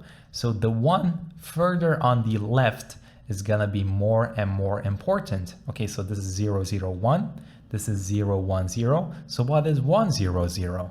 Well, 1, 0, 0 is an ID. That's the most valuable one because it's the most unique one. So if I add an ID to this of head, I'm just gonna say head like this. If I say head and I apply a color of dark red, now this is gonna be the most important one. It doesn't matter where this is. It can stay here, it can stay here, it can stay here. It doesn't matter. This is the least important one, 0, 0, 1. This is secondary, 0, 1, 0, and this is the most important one, 1, 0, 0. However, this is mostly what you are gonna encounter, these three in here. But there are certain cases where you might have a style on the element. If you have a style on this element, so I'm gonna say style, color, and I'm just gonna say black and hit enter. This, you can imagine it as this having a greater priority over everything that you have here in CSS, okay? It's more important than everything you have, whether it's H1, whether it's a class, whether it's an ID. As soon as you have the style directly applied to the H1, that's gonna win. However, there's one more. Oh my goodness, what did they do there? They smoked something, probably. But there's one more. If you have no idea how to change a style and you cannot find in your code what's happening, what you can do on whichever element you want, you can add a exclamation point important like this. And this is basically gonna override everything. This is like the last solution. This is not good to do. You don't want to add this important usually, almost never. But this overrides everything. So it doesn't matter. This is kind of like a fifth level of specificity that you can add, important. But generally, what you're going to be sticking to is H1, class, and this one, okay? You're never going to use this important, okay? So let's remove this.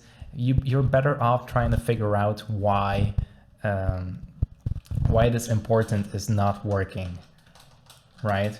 Because the problem here is if later on, let's say later on we're gonna work on something and I want to change something about that H1. I want to change the color to maybe a dark slate blue and it's not working. Okay, I'm gonna select it like this with a header, not working. So you're gonna mess around and try all of these different selectors and you cannot get this to change. So again, to override this again, you're gonna have to say important here. So it's gonna override the one on top because again, we are reading it from top to bottom.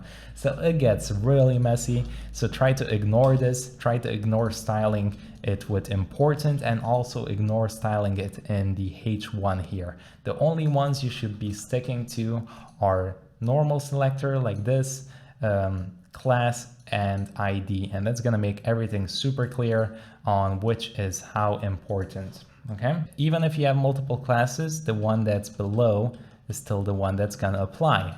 However, we can also select elements. I'm gonna show you a new one that we haven't covered so far. What if I do H1 active like this? So basically I wanna select only the classes that are H1. So now if I say color deep pink, wow, that's a new one, deep pink, it changes and I can even move it up here. Why is that? Well, if we take a look again, 0, 1, 0, the one in the middle is the class, so that gets 1 point. However, here we also have the element. So 0, 1, 1, right? The first 0 being ID, the second 0 being the class, and the third one being the element. So here we define specifically that I want to select the H1 specifically that have a class of active. So it's a bit more specific than just throwing out a random class because, hey, we can have this active class technically on anything we want. I can add the active on here. Class active, okay? So I can have the same thing. But that doesn't mean that I want to apply that deep pink to it. So this is more specific. Okay, margins and paddings. What are these things and why are they so important? Well, we're going to use these a ton. So I really want to cover this so you understand everything. Okay, so we talked about how the browser basically put some default styles already on our elements. And we saw that there's this big space with the heading 1 here. So look at the space between this and the button. And the way we can look at that is if we tap F12 in the browser, and then if we go over to this tool here, click it, and if we hover over, or optionally you can just go down here to the elements, and if I hover over, you're going to see that there's the element which has a blue color to it, and then there's an orange color that has that space. So that orange color is actually the margin, okay? And as you can see, it just gives space between the elements. And if we go down to the button, now this is kind of hard to see, so let me zoom in. You're going to see that there is a green one as well besides the orange one. So what is that? That's weird. All right, well, let's see. The green one is the padding, but why and how is that any different than the margin? Okay, let's take a look at the difference. So I'm going to zoom a bit back out, but I'm still going to be zoomed in so you guys can see. Okay, so here it is. Let's actually see how we can add a margin and padding. So let's just get the button here, okay? And if I add a margin, I just write margin, and I'm gonna say 100 pixels. So that's gonna add 100 pixels of margin. Hit save. As you can see, it actually applies the margin everywhere, top, left, bottom, and right.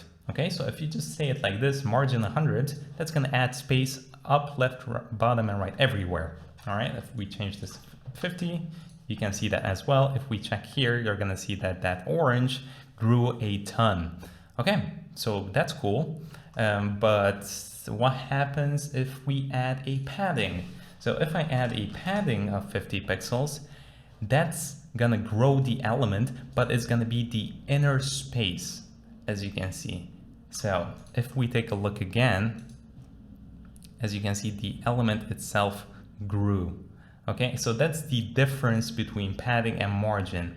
The margin is gonna be on the outside of the element, and the padding is gonna be on the inside of the element. Now, if we do this on the H1, it might be hard to see. As you can see, it kind of looks the same as margin.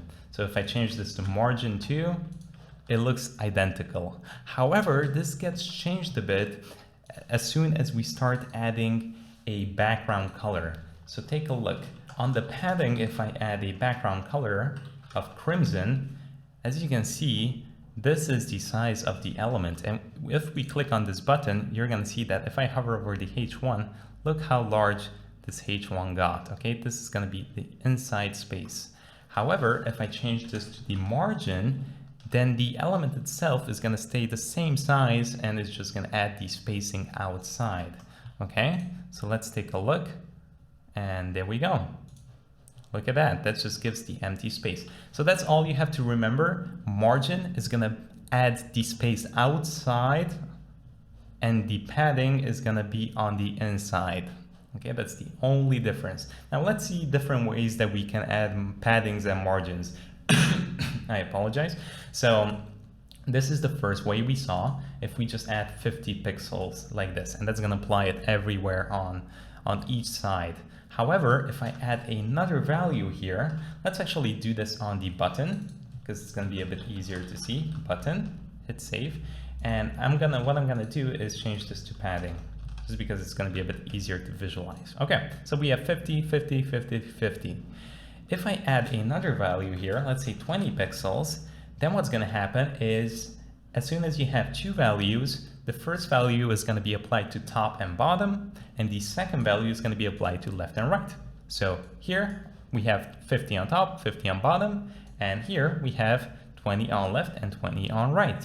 If I wanna add custom on all four, then I can add two more values. I can say 10 pixels and 5 pixels. So what happens here is we count clockwise from up here all the way around. So the first one, 50 pixels, is gonna be top. The second one, 20 pixels, is gonna be right. So there's 20 pixel space here. The third one is gonna be 10 pixels here on the bottom and 5 pixels here on the left. So if I say 0 pixels here, there's not gonna be any additional space. As you can see, the button hits the corner perfectly there. So you just count from top all the way around, and that's how you can add it. So this is actually a very simple way of doing it. You need to wrap your head around it a bit. You need to drink your coffee first in the morning, and then it's gonna click with you more. But there's another way you can do this, is by actually typing it out like this: padding top, and then you can add 20 pixels, or padding left and right and bottom and all the other ones. You can type them out like this individually too, but this is a bit more. Let me change this so it kind of matches the one up here. 50, and then down here left is gonna, let's do right, is 20, and then we have on the bottom we have 10, and then padding left is gonna be 0. Okay, so take a look. This should technically override this up here. So if I remove this, it's gonna be the same thing, as you can see. Okay, if I change this to 100, now this is gonna change. But take a look at how much code we write here and how much code we write here. So I highly recommend you to practice with this. And in case you don't need a property, maybe I just wanna add 50, maybe I just wanna add 50 top, right I want 0, and bottom I want 0, I can just change these to 0 like this, and it's still gonna work the same way, as you can see. Oh, never mind, I messed something up. So let's take a look again. 50 top, okay, that's good. All right, so here it would be 0 because we have 0 here and here 0, and that should work fine. But in this case, if we only have 1, then it's fine to just use padding top if you just only want to add it to one side. But generally, you're going to see that you're going to use a lot of either one value or with two values. So either adding it everywhere or adding top, bottom, and left and right. So this is top, bottom, and now it's left and right. Okay, so it's going to take a bit of practice, but it's okay because we're going to get a ton of it with these paddings and these margins. So as you can see again now, if I just have two values, the first one is going to be top and bottom 50, and on the left and right it's going to be 0. Okay, so it's not that complicated, it's quite simple. All you have to remember is that margins are going to be on the outside of the element, are going to add spacing on the outside, and paddings are going to be added on the inside of the element. Okay, perfect. Next up, we are going to use we're going to explain the box model. Tum tum tum. What's a box model? Well, you will find out in the next episode, so stay tuned. Okay, let's cover the box model. Sounds so fancy, but it's not. This is something that you might not use per se, but it's very important to know about. So all a box model is, again, I just have a div here with a h2ap and a button. All a box model is, if we grab this tool and we hover over all of these elements, you're gonna see that you're inside a rectangle or some sort of box. And even this, even the p tag, even the button has some sort of outline with like orange and different colors sometimes. As you can see on this button, if I zoom in, it has even green and everything. So what is that? Well, if we take a look, let's say on this text, here is the box model. The blue part of the box model is the element itself, so the text in this case, right? Padding, it doesn't have any padding, and neither does it have a border. However, it does have a margin, so take a look. Okay, let's take a look at the button. The button has the border, which is that yellow, it has the green, which is the padding, and the blue, which is the text. So that's basically the box model. All of these different properties bunched up together makes the box model. The paddings, the margins, the borders, and the element itself. Okay, now how is this useful, or why is this useful? Well, it's just good to know about because, let me show you. If I go to CSS and I just grab a div here, and maybe I just want to add a background color, or maybe I have multiple cards here. So let me kind of duplicate these a few times like this. All right, I'm gonna hit save, and imagine like we have some sort of card system. Now we haven't talked about how we can position these elements kind of the way we want, but we're gonna cover that in just a bit. So let's just add a background color to this. Let's go nice. I want something beautiful. This is not gorgeous. A bluish, I love the bluish colors. And let's also add a color of white so we can kind of see the text inside there. Okay, perfect. So we have this. Okay, now what if I add and change the width of this? So maybe I just add a width of around, let's do 300 pixels, okay? So it's this size, perfect. Okay, what happens if I add a padding to this? So I want to add a padding of 20 pixels to this. Well, oh, okay, hold on, the thing grew. The thing grew a lot. And sometimes this can be problematic because we might add paddings and margins in different places. Sometimes it might look good, but the problem is that the amount of pixels that our original box had has changed. So if we take a look on the div now, if we go over to the computed section here, you're gonna see that, all right, let's see, where can we see? The size, basically what I'm trying to tell you is that, look at this, the size of the div grew. So as you can see, it's 340 by 163 pixels. So that means that the padding that was added actually grew the element itself. So now our whole box is way bigger than we intended. And sometimes we might want to have some fixed amount of sizes for these things. And this might cause a lot of problem because I might calculate something that should be around 300 pixels, but if I add some padding to it, it's going to grow. So as you can see, if I'll make something more dramatic for you, if I add something like 50 here, you're going to see that it grows a lot. And let me just add the top bottom actually like this. Let me add pixels here. So as you can see, if I increase the size, it keeps growing a ton. And I don't want that. I just want to have this width precise here. Okay.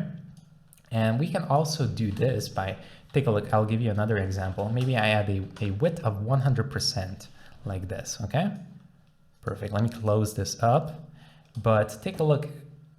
If I add a padding of 20 pixels, or actually we also had the margin, look, my scroll bar appeared. I don't want this to happen. I might just want to add some padding so the text is not stuck there like this. As you can see, it's stuck there. So I want to just add some padding. But now the element grew. So of course it's like 100% plus 20 padding. All right. So that's why we can scroll this way. So there is a good fix for this. And I highly recommend you to do this. What we're going to do is we're going to grab all elements and we're going to remove all the basic stylings. So the body has some styling on it with margins, as you can see, and the H1 as well. So first of all, I want to get rid of those issues. By adding margin 0, as you can see, now we don't have those empty weird lines. Okay, so that's step number 1. Okay, let's also add a margin 20 to this, just so it's a bit more spacey. Let's just do top, margin top. I'm gonna do 20 pixels, okay? All right, there we go. That's what I want to have. Okay, we can still scroll because the padding affects it. And now what I want to do is also remove additional paddings from all the elements. Just because the reason why I'm doing this is because I don't want the box model and the elements itself to control how I design my things. I want to start from scratch and I want to add it myself. But here's the property that's going to change everything. We're going to say box sizing border box. And as you can see, now we cannot scroll anymore because everything that we add, all the paddings, all the borders that we add to our elements now are going to be contained within. So if we check right now, as you can see, the padding is going to be on the inside, just like that. If I remove this, take a look. If I remove this, then we can scroll again. And that's not what we want. But if we add this back, now we cannot, because take a look, the element size stays the same. So another way I can illustrate this is if I add a width of something very large. So let's do a width of 300 pixels. All right, 300 pixels, there we go.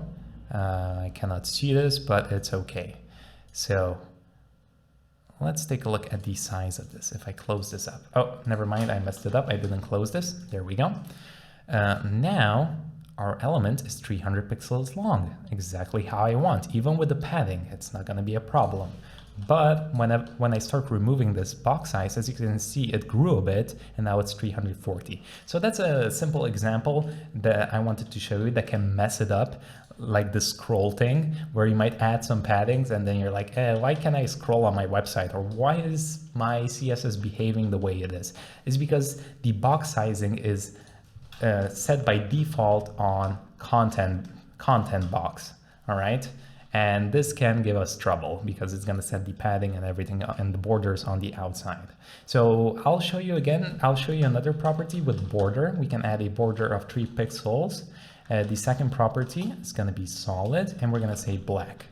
Okay, so there we go. And now let's increase the size by 10. So as you can see, it keeps getting added on the inside. There we go. But if we go back to 5 pixels and we start removing this border box, hit save, let's start increasing this. Oh no. Okay, that's too large. Let's do 50. Oh, look at that. Oh no, we are overflowing and everything is growing. So that's basically border box. Just make sure whenever you are starting out your website or anything, just add margin 0, padding 0, and add that box sizing border box because it's gonna save you a ton of issues. Okay, I promise you, we are almost done with the boring stuff. And in just a bit, we are going to experiment with some more fun things you can do in CSS, such as adding images and backgrounds and creating some cool styles with some cool properties. But there are a few essential things that we still have to get through, unfortunately, but it's going to greatly help you and make you understand what's really going on, because you're going to have some certain cases where you're going to be confused and you're not sure why your CSS is behaving the way it is. And these are some things that, again, we just have to go through. And one of them is the sizes of pixels and ems and rems. So these units, what are these units and how are they behaving? So let me quickly show you an example here. We have a section here. I just gave it a class of text section because it has only a paragraph, but I also created a div here with another paragraph.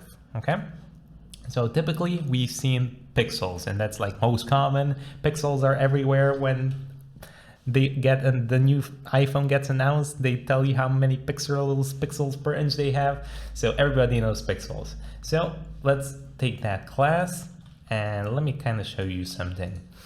Let's put the class here. Oops, there we go. Okay, so if I set a font size of this to 20 pixels, well, everything is going to be 20 pixels. So all the paragraphs are going to have 20 pixels, and we can take a look at that if we open up with F12, this developer tools, and we click on one of these paragraphs. As you can see here, it says font size is 20 pixels. Okay, very cool. Now, the interesting thing is I can go maybe inside this div and set this paragraph as well. Okay, so we can say text section div, so we can get this div and I can say font size of 30 pixels in here. So that grows this to 30 pixels. Okay, well, cool. As you can see, okay, well, we have 30 now here. Okay, so what's the problem with this? Well, there are a few problems with this, even though this might seem super simple. The problem is that accessibility-wise, this not might be that ideal. And I want to quickly show you this here, even though I have an accessibility section coming up later in the course. This pixel that is set here is fixed. It cannot be modified. It's set in stone. So maybe if a user wants to change the size of their font in the browser because they might not see your text very well, maybe this text, they cannot see it very well. Well, if they go to settings here and they want to change the font size, which I'm not sure where it is, it's here, font size. If I change this to small maybe, well, nothing changes. Very small. Oops, very big. As you can see, nothing gets affected, and that can be a problem. And especially for people who use different font sizes and they might want to have the text very easy to read. I need one for speaking too because I cannot speak.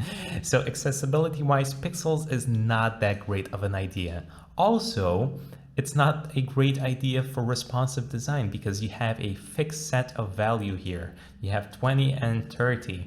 So maybe if we go on mobile, so if we go smaller like this, we have to do some tricks to change each and every value to match a mobile screen font.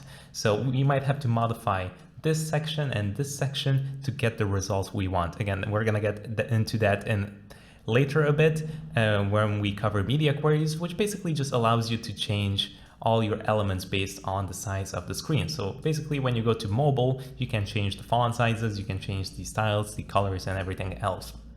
So pixels make it a bit tricky because you have to keep changing them because they're fixed. So another alternative that we have is ems. So ems units are written like this. Let me quickly show you. Let's get rid of everything. I'm gonna say font size 1em. All right, hit save. And by default, that's gonna be 16 pixels. And there is actually a secret little bastard here that we don't know, but HTML sets the pixel size, and HTML, by the way, is the root element of our website here. So this one, it gets set by default to a font size of 16 pixels. Okay, we cannot see this, but this is happening kind of behind the scenes. And as you can see, if I save it, nothing really changes. So I'm going to comment this out, and I didn't show you how you can comment things out in CSS, so let me show you now. You just basically add a slash and a star sign, and everything you wrap inside this slash star sign and then star sign slash basically doesn't get executed in your code. Okay, so if I want to wrap this, the code is not going to work anymore. So take a look. Okay, but this is actually the default.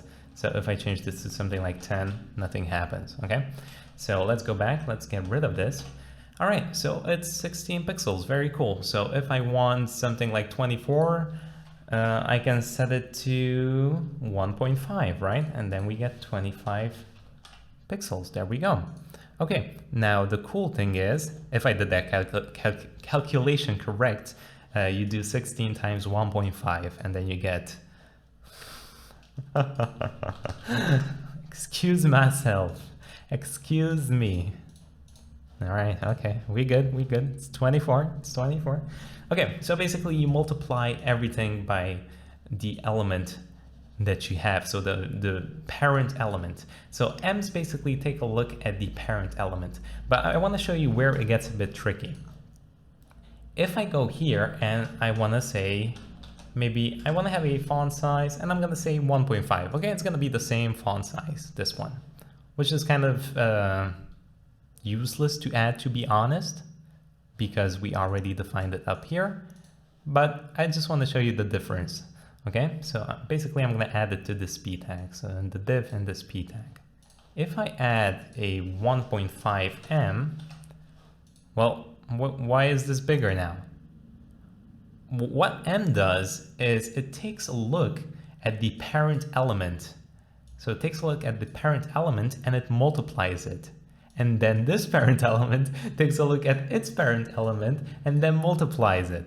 So take a look what happens. We added 1.5 m to this, and it's going to be like, okay, I'm going to multiply it by my parent element's font size. So it's going to take a look at the section, and it's going to be like, oh, you're 1.5. Okay, 1.5 times 1.5 times, what's the parent of this element? It's the body. And what's the body's parent? It's HTML, which has the default size of 16. So this is what is basically happening. You add 16 times 1.5 because it looks at the root element. And then down here it adds 16 times 1.5, so the parent, and then this element that we gave it here, okay? Now, check this out. This is kind of interesting. What if we add a margin top to this div? Let's add 1m. All right, how is that calculated? Well, let's look at the div. As you can see, the font size is 36 pixels and the margin top is 36 pixels. But what happens if I change this again to something like 2m? Well, then it's 72. So now you have to say 16 times 1.5 times 1.5 times 2. All right, so hopefully this is getting clear. You just keep adding more and more and you're duplicating more. So now it takes into consideration this, and this times this. All right, so wherever you have defined a font size, you're gonna have to keep multiplying, and this is gonna get quite crazy. And as you can see, it makes things not fun. Okay, I never use this, by the way, so you can catch a breath right now. You can sit back, you can watch this, enjoy it, and knowing that you're almost never gonna use this. But I want to make it even weirder for you. If you want to break this, you can just add a font size. If you set a pixel font size, then it doesn't inherit it anymore.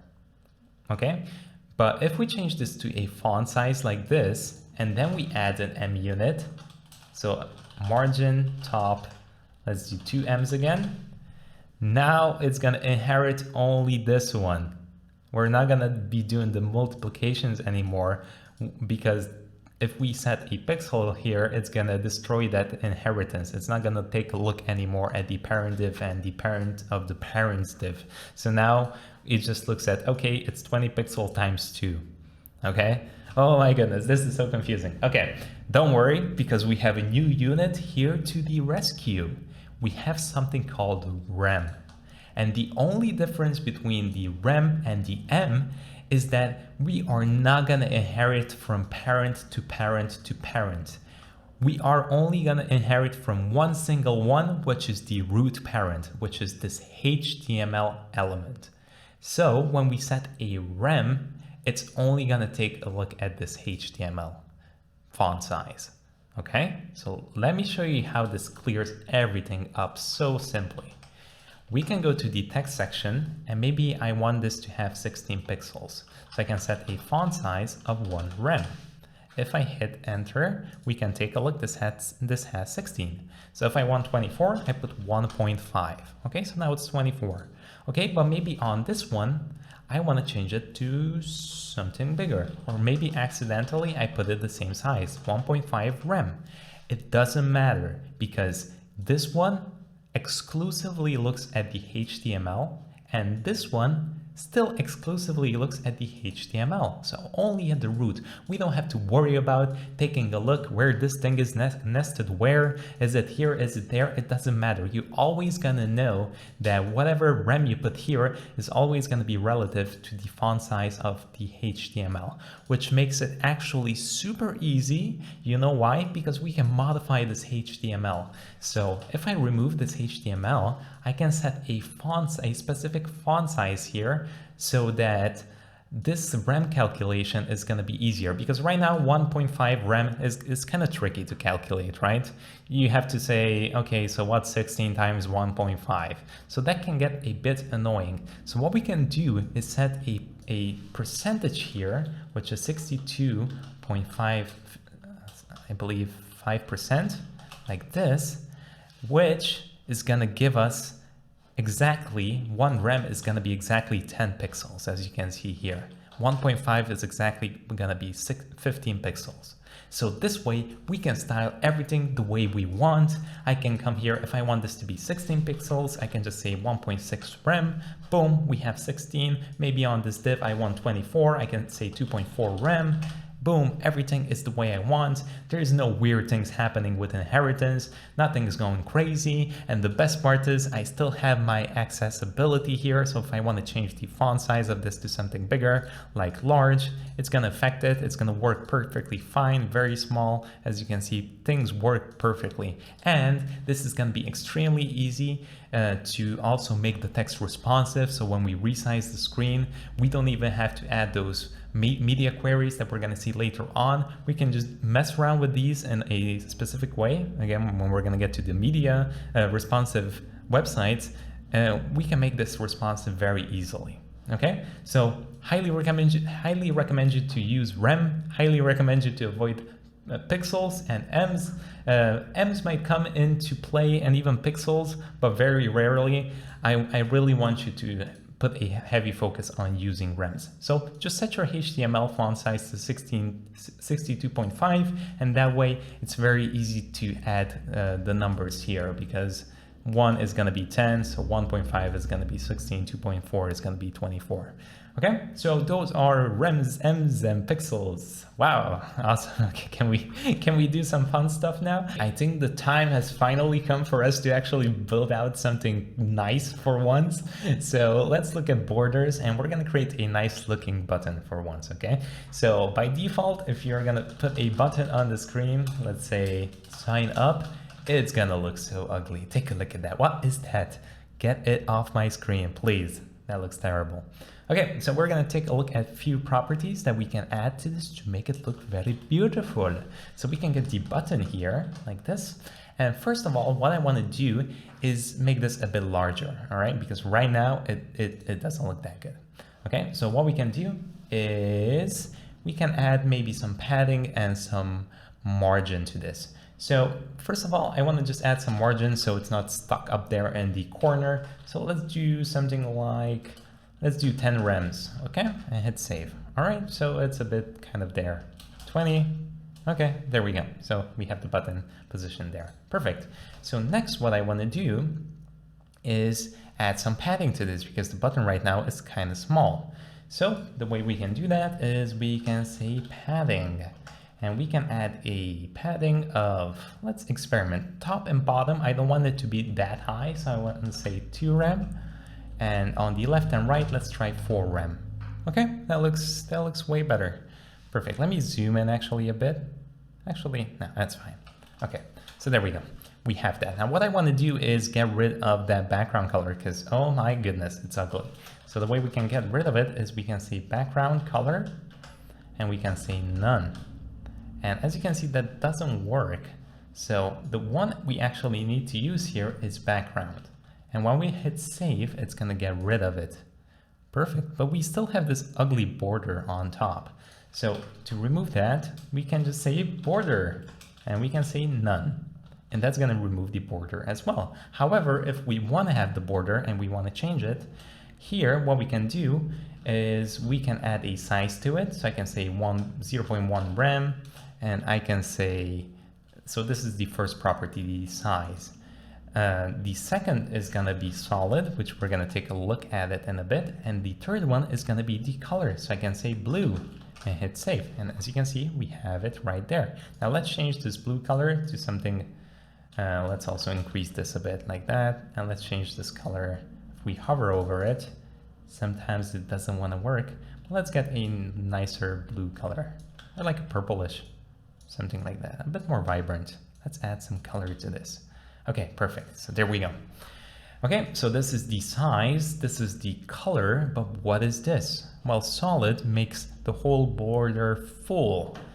There are a few other ones here that we can experiment, which is gonna be, and the cool thing that you can do is sometimes just type like this. And sometimes it can give you, sometimes it cannot. I believe when you first start typing like this, solid, let's see, all right. And then we have, I believe it only gives you the colors, unfortunately. But there's one called dotted, like this. And as you can see, that just adds dots to it. There's also ones that add lines to it, but generally, to be honest, you're rarely gonna use these. I mean, if you find some edge cases where you want to add dots to your buttons or just border dots for some reason, but it looks like something from the 90s. So I'm just going to keep it solid here. And mostly you're probably going to have solid borders anyways. Okay, so we added a border of solid here. Okay, next up, what I want to do is I want to change the color of this text as well. So we can say color. And we can say, we can actually just copy paste this color from up here. Save, and there we go. We can also adjust the font size a bit. Font size, 1 rem. There we go. Oh, that's gonna be 10. So let's do maybe 2.4. Is that gonna be too large? No, that's gonna be fine. So there we go. We have a nice looking button going on here.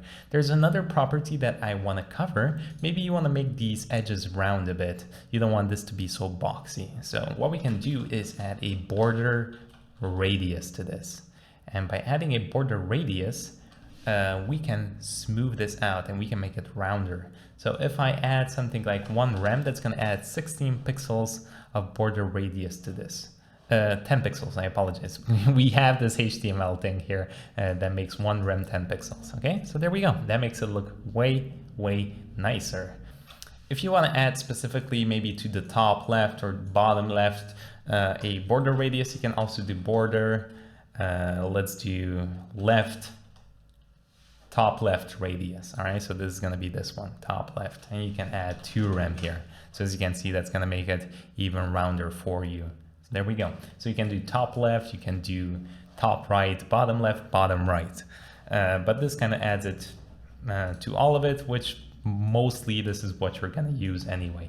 If you want to make this perfectly round, what you can do is add 50%. So 50% is going to make it round. Now it's not round here because the element size also needs to be round. So this kind of looks rectangular right now, but what we need here is to have a perfect square for this to be round. So if I just set a height of 5 rem here and a width of 5 rem, I think we need a bit more. That's too small. So let's do 10 and 10. Is that too small? Let's do 20 and 20. All right, so there we go. So if the element is way larger here, and if we set the border radius to 50, then we are gonna get a perfect circle. Awesome. So let's remove these for now. And what I want to do is also show you something else. So let's change this back. I believe we had one rem.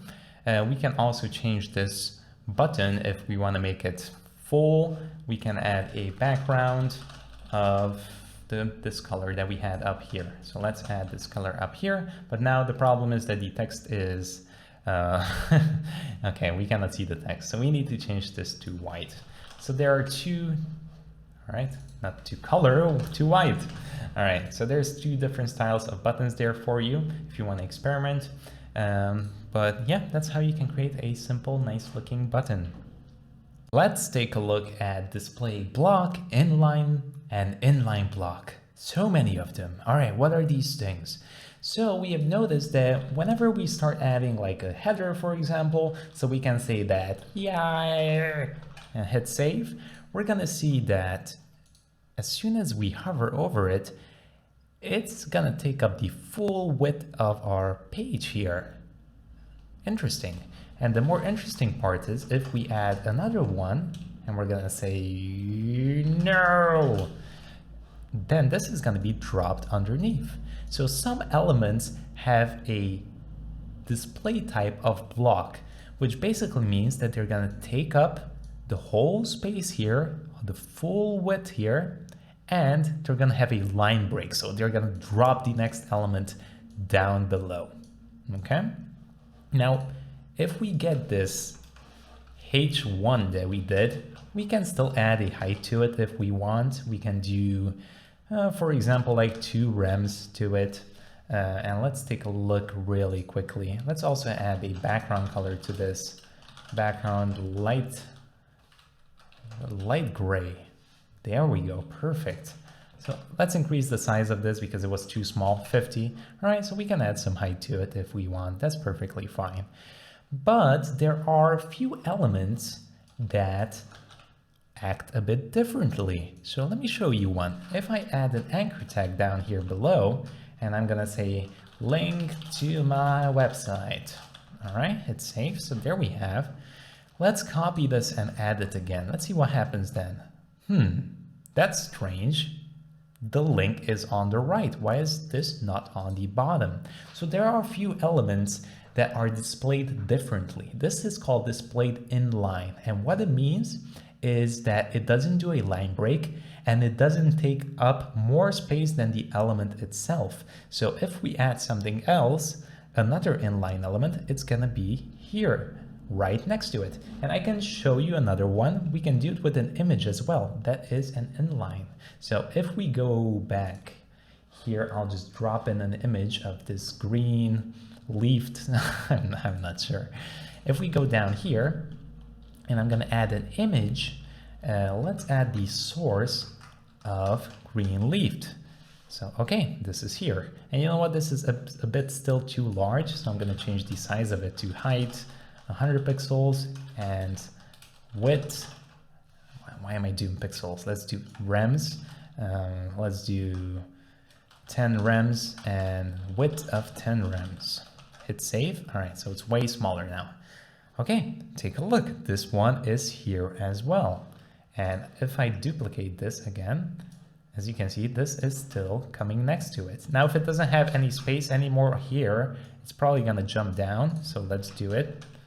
And let's add another one. As you can see, it jumps down because it just doesn't have any space. Okay, let's remove it because I want to show you something else.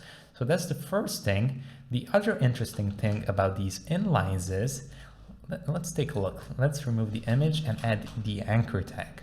So I want to add a background to this of light gray, okay? What if I want to add some height to this? Let's add a height of 10 rem. Hit save and oh, nothing happens. All right, let me try to add a width to this, 10 rem. Still nothing happens. Dun, dun, dun. What is this sorcery? Oh my goodness. Well, basically inline elements, you cannot add the height or width to them. It just doesn't work. It doesn't like it. It doesn't like it. Okay. What if we try to add some padding to them or some margin? Let's try margin 3 rem. Okay, margin works kind of in a weird way. So when you add margins to inline elements, only the left and the right property is gonna work. It's not gonna add on top or on bottom. Okay, so only left and right. So basically, all you need to remember is that inline respects left and right margins and paddings, but not top and bottom. All right, we cannot have a height or width. That doesn't work. It allows you to add other elements next to it, and that's kind of it. Okay, now there is one last one, a special one. We can add display, and by the way, we can change these if we want. Take a look. Let me remove everything here like this. And what I'm gonna do is add display block to the A tags. Look, we just transformed them to display block. They take up the full width and they drop to a new line. So there we go. Now I can add a height to it. I can say 3 rem. And now take a look. If you wonder how you can align that to the center, you can add a text align center and it's gonna move it straight there. Nice, perfect. If you wonder what else you can do text align end, you can move it to the end, and start obviously is gonna move to the start. And there are a few other ones, but these are kind of the basic ones that we might use. Okay, perfect. So we moved it there. We can also move this down a bit if we want. We can add a bit of a padding top if we want. I don't know. Let's do like 1 rem. That should be fine. That looks okay. Okay, so this is what we have. We can modify it. And lastly, what I want to show you is maybe I do want to have these links one next to each other, and I do want to add some height and padding to them. So how can I do that? Let me remove everything again. So we start from scratch. Actually, I want that sexy background color. There we go. And this, I'm going to remove this so it's in line. We can change it to something called display inline block. And this is kind of like a combination of the two. But the difference is here with the inline block is that it respects the top and bottom margins and padding. And it also respects height and width. So if I try to add a height of 20 rem to this, I can do it. If I want to add a width of 20 rem, I can do that as well. Look at that, we have 2 boxes now. And I can also mess around with margin. If I add a margin of 2 rem here, it's going to jump it over because it doesn't have any space anymore. But as you can see, it does add it to the top and it does add it to the bottom as well. Take a look, the anchor tag has top and bottom. Same goes with padding. So if I drop a padding of 2 rem, that's going to work just fine. As you can see, the text moved here just because we have this box sizing border box. So it adds that padding on the inside so the element doesn't grow. We covered this in the last video because if you remove this, oh no, that's not what we want. So let's add that back. Okay. There is 2 more things that I want to cover before we start building out something, a super simple project here. Before we move on to the media queries and making mobile friendly things and then building out those 3 nice projects. So what I want to cover is positioning things. And let's go into our HTML here. What I did, I just added a div with a class and container and 3 boxes inside.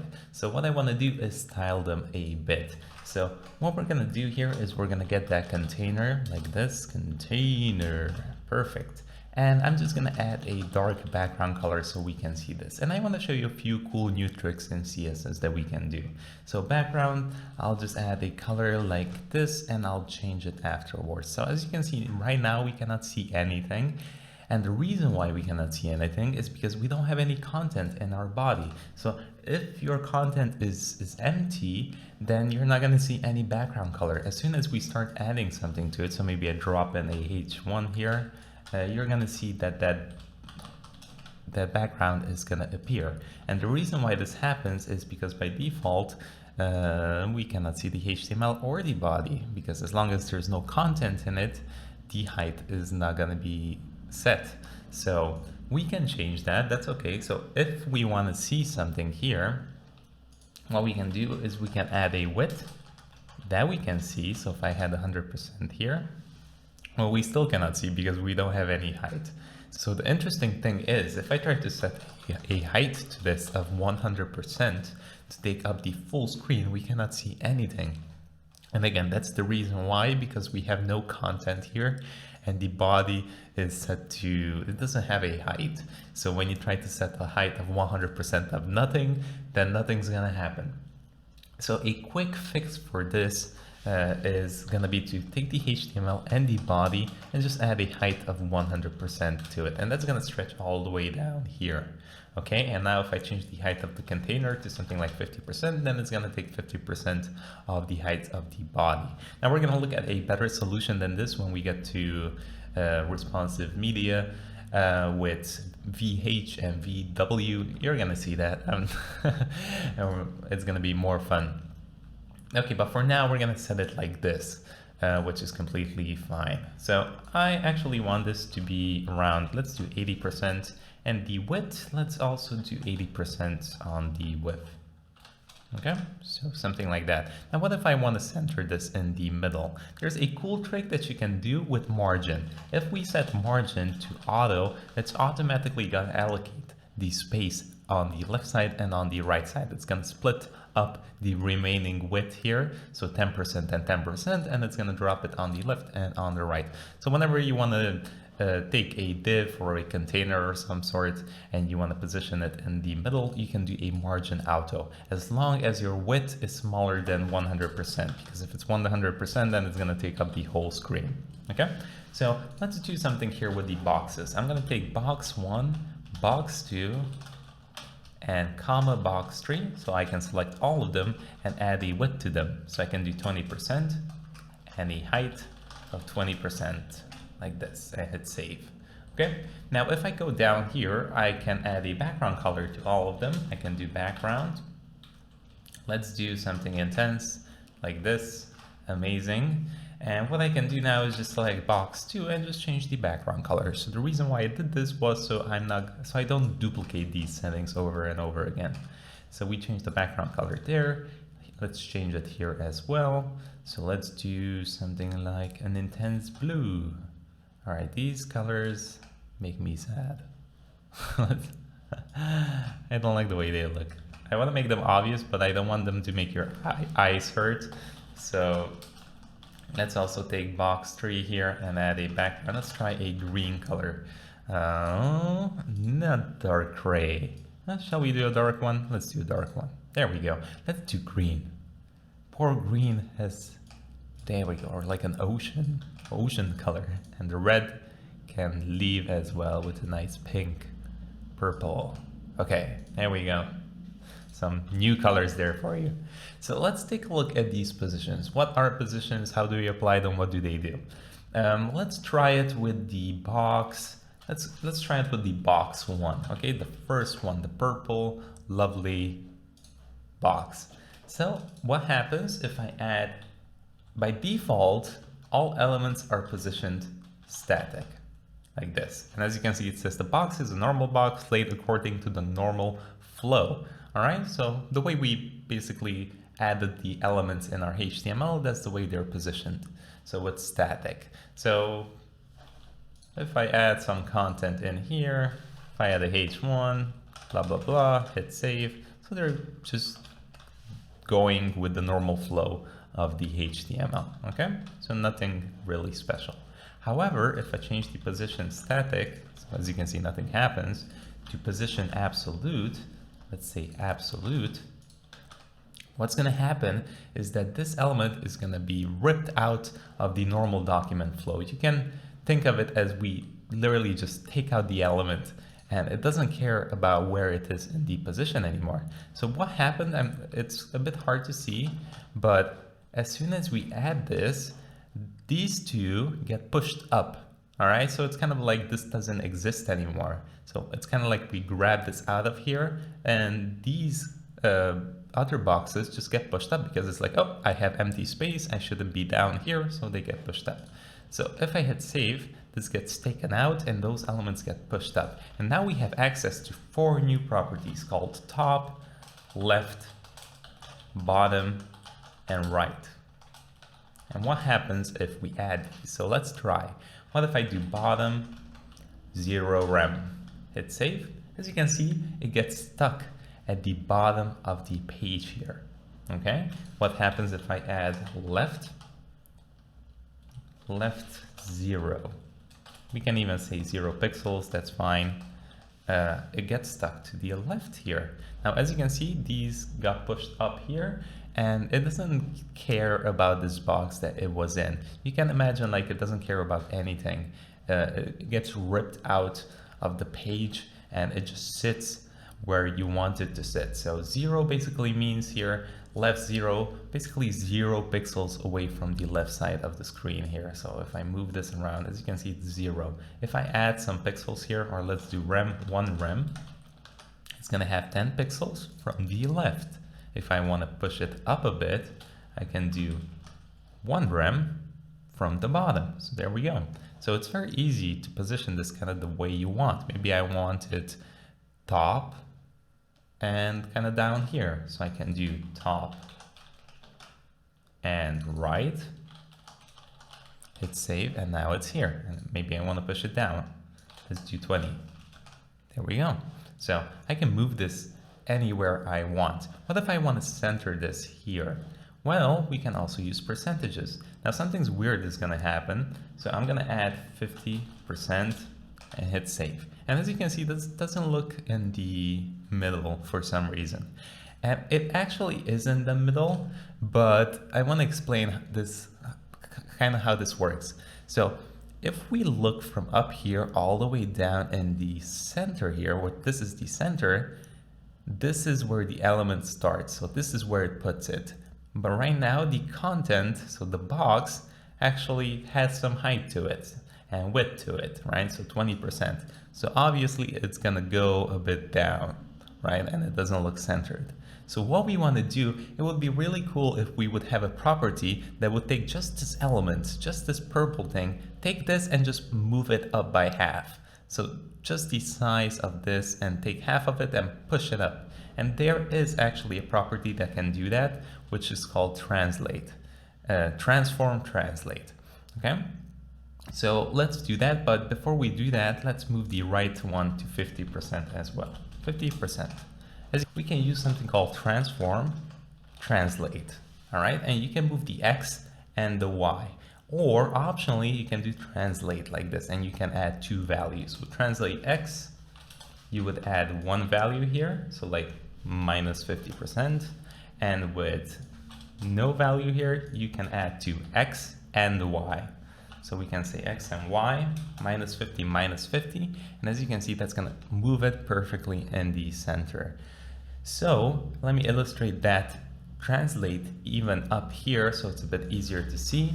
If I add to the box to a transform, and let's just translate X, if I move this by 100%, then it's gonna perfectly move it the size of the box to the right, okay? If I wanna do the opposite way, I can say minus, and there we go. Also, what we did here was just do 50% because I wanted the element to be centered. So like this, as you can see, perfectly moved 50% to the left and upwards, so it's centered. Okay, let's get rid of this, and I want to show you something else. So this is how you can position it perfectly in the middle. You add top 50, left 50, and then you transform translate back by minus 50 and minus 50. Okay, but what if I want this to be relative to the, all right, let me get rid of this. Let's just move this top to 0%. There we go, and let's move it to the right, 0%. What if I want this to be relative to the box, okay? I don't want this to be out here. I want it to stick basically to this box. So to do that, all you have to do is, if you have a box 1 here, if you add position relative to the parent element or any parent you want to add, this is going to basically detect the first position relative you're going to add to a parent. So it can be either this one or this one. It's going to detect it the first time it hits position relative on an element. That's what it is going to stick to. So if I go here and add a position relative and hit save, as you can see now it constrains itself to the thing that we added relative. So You can imagine it as, okay, I have position absolute, but what am I relative to? Am I relative to this? And if it is, then you just add position relative. So now if I change this to top 0, as you can see it's there, I can modify this to bottom 0, and you're going to see that it's going to be stuck there perfectly fine. So now everything works the same way. It's just that everything is stuck in here. Okay. Now what position relative also does is if we go to box 2 here and add a position relative, all right, now this is not going to jump in there because it's not its parent, right? It's just going to look at parents. These are kind of siblings in here.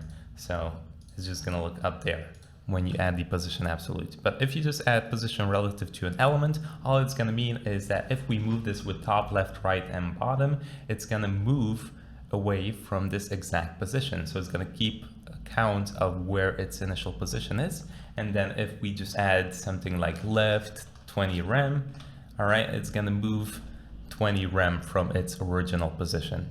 Okay, so let me show you a 1 rem. So it's going to move left 1 rem from its original position. Okay, so that's very simple actually. A relative just moves from its original position. Okay, and the next one I want to show you is position static. Let's go to the dark box here. We're going to add position static. My apologies, position fixed, because static is the one it has.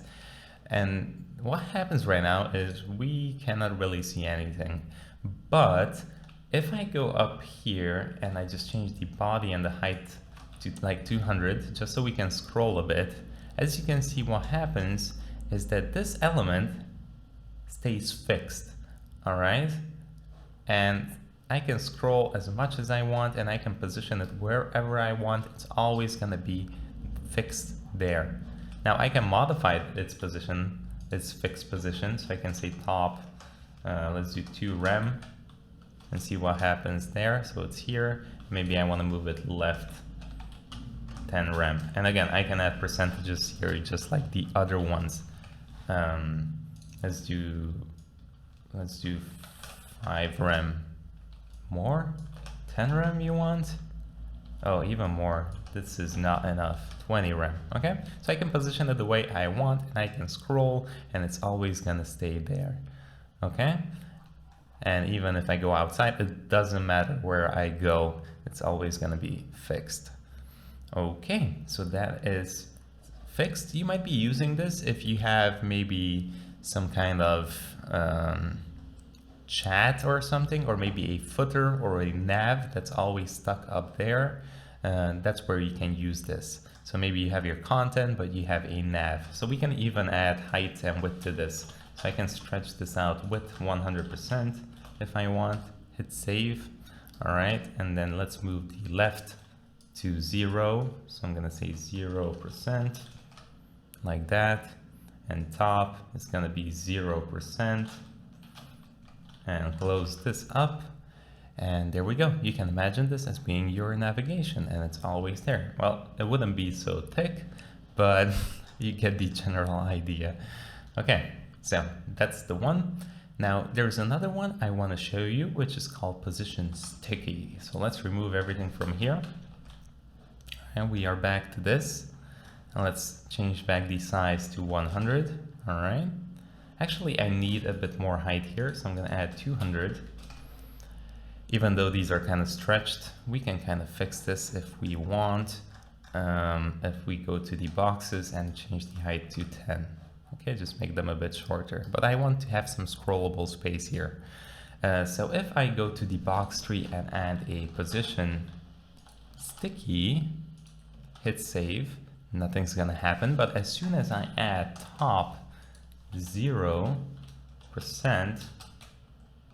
and hit save, as soon as I start scrolling, as you can see, that black thing sticks there. But as soon as, that sounds weird, the black thing sticks there. But as soon as I move up, it kind of stops. So it gets sticky, and as soon as I move up, it's back to normal. So what this does, it switches from position relative to position fixed. So when we scroll down and it hits that top 0, so as soon as it hits that top 0, it's gonna stick there. All right. You can come up with some cool things here as well with this. And you can do the same thing with whenever it hits the bottom or the right or the left. Okay, so this works on all of those properties. So these are the positions. Now we're not going to be using this to exclusively align everything. So this is not how we're going to position the nav. This is not how we're going to position like the section and everything. These can be used sometimes for very specific purposes that we're going to cover when we're going to get into building out the project. That's where you're going to see exactly when and how we're going to use these. But these are very helpful and they're going to help us a ton. So now let's get into aligning and floats.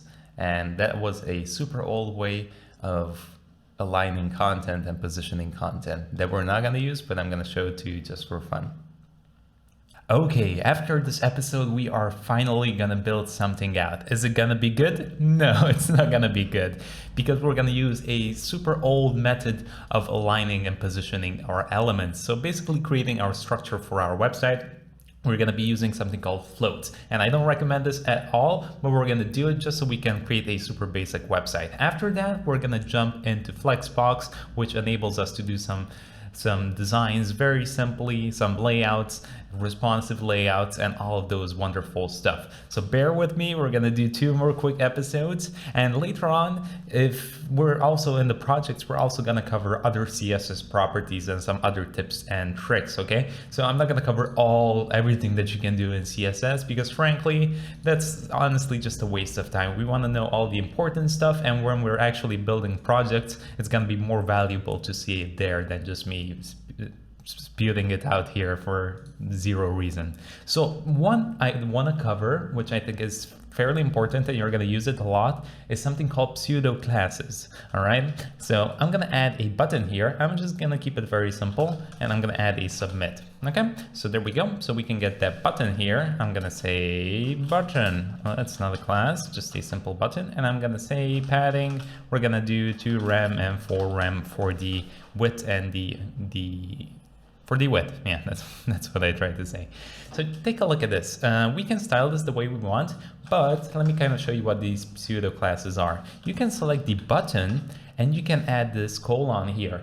And what you do is, let me show you a few pseudo classes. One is called hover. And when we add it like this, what happens is if we add another property like background, light blue or light gray. When we hover over it, as you can see, that background changes its color. So only when your mouse gets hovered over that button, the properties change. Now we can do this on almost everything. So I can take the padding here and maybe I can make this longer. So that works as well. Take a look. So this is one that we're going to use a lot when we want to hover over something to give like an indication that when we hover over it, it's going to have some kind of effect. Let me also show you when we hover over this, as you can see, it's just a normal mouse. We can also change the cursor. So I can go to the button and add a cursor pointer to this. And when we hit save, you're going to see that it changes the cursor. So now it's like a clickable pointer cursor. And that's what I tried to say.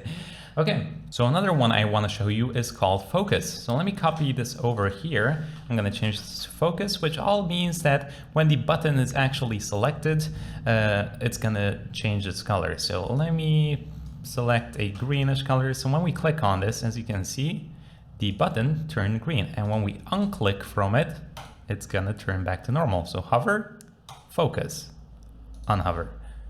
I can show you a better example with the input like this. So we add an input text and then I'm going to copy this over and just change it to input. So when we hit tab, you're going to see if we hit tab here, now that's focused. If I hit tab again, that's going to be focused. You can tell by the blue outline on top of it. So that is focused. That's something that we are also going to use a lot. All right, and you've seen a few already. You've seen that we had that ends child, so ends child like this, right? And we can add a 1 and that's gonna select this one. Let me get rid of that really quickly. There we go. So that's gonna select only this button, the first button that it detects. So if I duplicate this a few more times, as you can see, that's the one that gets selected. Add 2, add 3, and that is a pseudo class as well. Now there's another thing called pseudo elements. Let me show you that really quickly. Let's get rid of everything and I'll just add a h1 that's gonna say hello. All right, a pseudo element is used to add additional content from within your CSS. I know, it's crazy. So let me show you. We can get the h1 at a font size of, let's say 4 rem. All right, let's make this smaller. Okay, so what you can do is you can say h1 and add 2 colons and say after or before. All right, and basically what after is gonna do is you can add content within your HTML here. So content, and you add 2 quotes and you can say hello me. And as you can see, it's gonna add additional content here. Now we cannot select this because this is done within your CSS, and in your HTML markup, if we check here h1, it only says hello. And this can be done as well with before. So we can say before, all right? And there we go. We can add some content before it. Now, honestly, this is mostly used not to actually add content, but to style an element in a few different ways. And we're gonna see in the last part of the series, right after this video, how we can use this in a more practical way, I should say. So, but I wanted to show you these so you know that you have pseudo classes and also pseudo elements. Okay, so let's take a look at the old ways of how we used to create layouts. Okay, let's throw together in this final episode a simple website, and I'm gonna introduce you something called floats. So let's cover floats. Let's start off with just a few boxes and then we're gonna implement a website. So let's do a box 1, a box 2, and a box 3. All right, I'm going to change the names of this. So you can imagine these as being just some kind of content on your website. So let's grab these. We're going to say box 1. I'm just going to add a arbitrary height to these and a width. Let's say 50% as a width, and a height. I'm going to set something like 30 rem and hit save. All right, let's also add a background color to this. Background light gray. So there it is. We can also change this so it looks more like a box. We can do a 30 rem. There we go. So that's 1. And then let's copy this over. Or actually what we can do is we can just duplicate this like so. All right, just so we also have the 30 rems on top of it. And then we can change the background colors. Box 2 is gonna be background of, you know what we can do actually? Just add a border to this and not a background. So let's remove this and just add a border of 2 pixels. All right, so this is gonna be the size of the border. Solid is gonna be the type of the border. And finally, the color. We can just do black for now, okay? And basically we can change these to other ones, but they're not that nice. I can say dotted. But oh no, that looks terrible. So let's change back to solid. Okay, let's also add a bit of margin between these 10. Let's do 1 rem. Okay, perfect. So I have these boxes. Let's also add some content to it. Let's make these larger a bit. Let's do 50. Okay, very nice. Larger, 80. Very good. Okay, and I also want to show you another cool property. And here I'll just add a p tag, lorem50, hit save. All right, just some text. And I can copy this over to box 2 and box 3 as well. Okay, just so we have some text. Okay, let's also add a font size here. So let's do font size and we're gonna do 2.8 rem. Okay, perfect. So we have our content. As you can see, if I just change this to smaller, we're gonna have an issue. We can scroll, and that's something that you probably might not want to do. So what you can do is you can also limit this, and I'm gonna introduce you something called max width. So if I change this to max width, let's see if that has any effect. If we make this smaller, as you can see, the maximum has to be 80, but it cannot go above that. It cannot go above that size of the pixel. So as soon as it goes over, it actually wraps the text around it. All right, so we're basically putting a limit over our width. Okay, and this can be used also as minimum. So the text basically should have a minimum width of 80. It cannot be any smaller than this. That's what it says. So if I go smaller than that, it doesn't let it go smaller. So that's the maximum of the minimum, I should say. Okay, and we're gonna see this with height and everything, but for now, let's just leave it at max. So the text actually wraps around it. Perfect. Okay, very good. So that's step one. Now let's take a look on how we can position these. I'm actually gonna make this full screen like this, and I'm gonna make it a bit smaller. Let's do 60. Okay, what if I want to have this content, so the second part here, go up here? How can I do that? Well, I'm not sure. What can we do? Well, there's a property called float, and this was used to actually create layouts. So you can imagine like you can do these on divs as well, and on elements as well, on anything that you want. So what you can do is I can grab the box 2 and I can say float. Let's try what happens. What happens if I float it on the left side? All right, that's some weird things happening here. This kind of breaks. As you can see, the border goes up. What happens if I do on the right?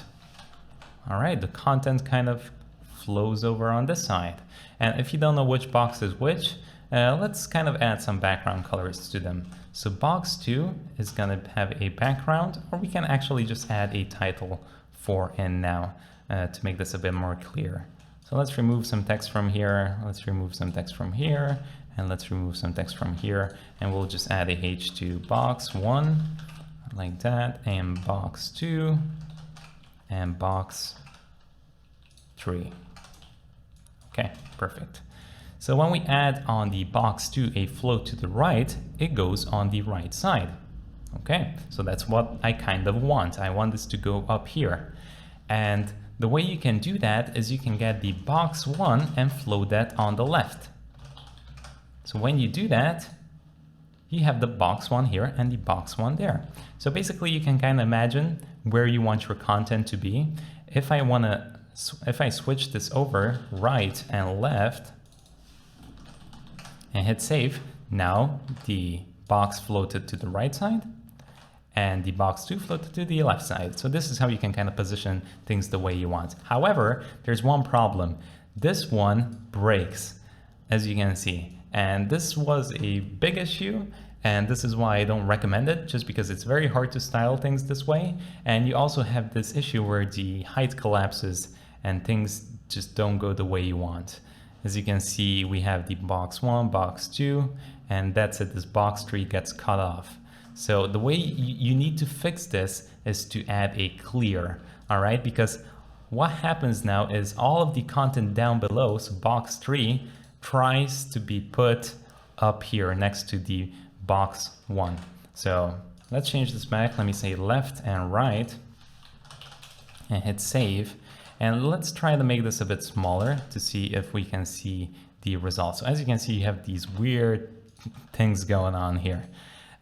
So to fix this, all you have to do is go below the boxes that you added the float on, and then you need to clear it. So what we can do is create a class called clear like this and just add clear both and hit save. So now if I introduce this down below, so after the box 2, I'll just add a clear. This is gonna fix all of our issues. Okay, so there we go. It's a bit weird. So what you need to do is just add float left and float right to the elements and then clear. So the other content that you have does not break. Okay, but this is so weird, and if we have something more complex, this can get tricky. And also making this responsive and nice can also be tricky. As you can see, as long as it doesn't have space, it does jump down there, which is pretty good, but it's still not that great. All right, there we go. Super awesome. So now what I would want to do is maybe change this and don't add this max width. Maybe we can do 50%, 50% width, 50%. Let's see what happens.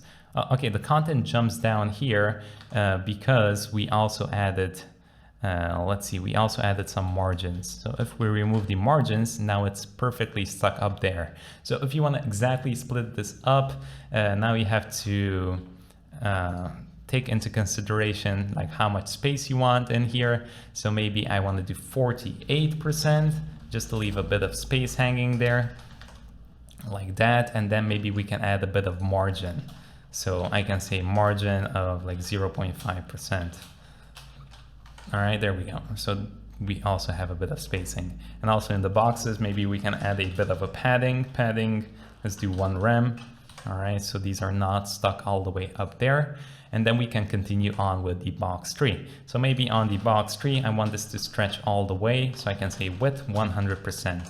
And now it stretches all the way. Okay, so now this is a way that you can create some layout. So let's throw together a simple page here just to experiment with this and kind of mess around with this. So let's get rid of everything here. And another thing I want to show you is something with the height. So by default, the HTML and the body tag are going to take the height of the content that you have. So as you can see, it takes the height of the content that you have. So if you try to add maybe on a box 1, if you try to add a height of 100%, you're going to see that nothing happens. And the reason why nothing happens is because, well, it tries to take the height of the body, which already is the height of the content. So there's nothing to stretch, right? So maybe we just have this, let me just illustrate this a bit more clearly. Maybe we just have this box 1, right? So if we take a look at the box 1 height, it's just the height of the content. And if we try to add height 100%, well, that's not going to do anything because the body's height is already the size of the content. So it's like useless. So a way you can fix this is you can extend the HTML and the body's height. So you can say HTML body, and you can set that the height 100%. And now, as you can see, the bodies and the HTML's height extends all the way down, right? So now on the box, we also have 100% because we defined it here. So if I add 50, now it's going to be 50% of the body's height, okay? So this is a quick hack that you can do, but we're going to introduce some better methods that we can do this rather than adding HTML body 100%. But I want to clarify this as well, just for you to know. So let's remove everything and let's start off building out something simple. So let's just throw together like a navigation that we might have. So I'm going to full screen this. Let's go down here. And what I'm going to do is just start off with a header. All right, and in this header, we're going to have a navigation. So we're going to throw in a logo here, which is going to be a H1 logo. Now, I'm also going to give it an ID of logo. Perfect. Underneath, we're going to throw an unordered list. And here we have our anchor tags. So LIA, all right, just to keep the semantics correct. And I'm going to duplicate this 2 more times. I'm going to add the hashtag here, just so it doesn't actually bring us anywhere. Okay, here we're going to have home, this is going to be about, and this is going to be contact. Perfect. Okay, underneath, let's do maybe a big image underneath, all right, some sort of hero image. So we can create a section like this, and in this section we can also have a header, so we can say header, and here we can have a H2 that's going to say, let's make it about some kind of cooking thing. The cooking master. All right. And underneath here, let's throw a H3 that's going to say cooking. I don't know what I want to say. By our homemade bakery. All right. And let's also, All right, that's gonna be good. I'm happy with that. And we're gonna keep this simple like this. Perfect. And you know what? Let's actually get rid of the header, and we're also gonna throw a button underneath, just to keep this a bit more simple. Button, we're gonna say bye, and hit save. I'm also gonna add a class of hero to this, our hero section. And underneath, let's do maybe a form. So we can do a section, and this is gonna be called I'm gonna add a class of form section to this. We can also do a hero section just to keep everything consistent, and hit save. Okay, and this, I'm gonna have a header that has a h2, and it's gonna say contact us. Hit save, and underneath the header, we are gonna throw in a form. I'm gonna remove the action for now, because this is not really gonna do anything for us. And here I'm just gonna drop a label for name. And after this, let's write name in here. After this, we're gonna also drop in an input with a type text.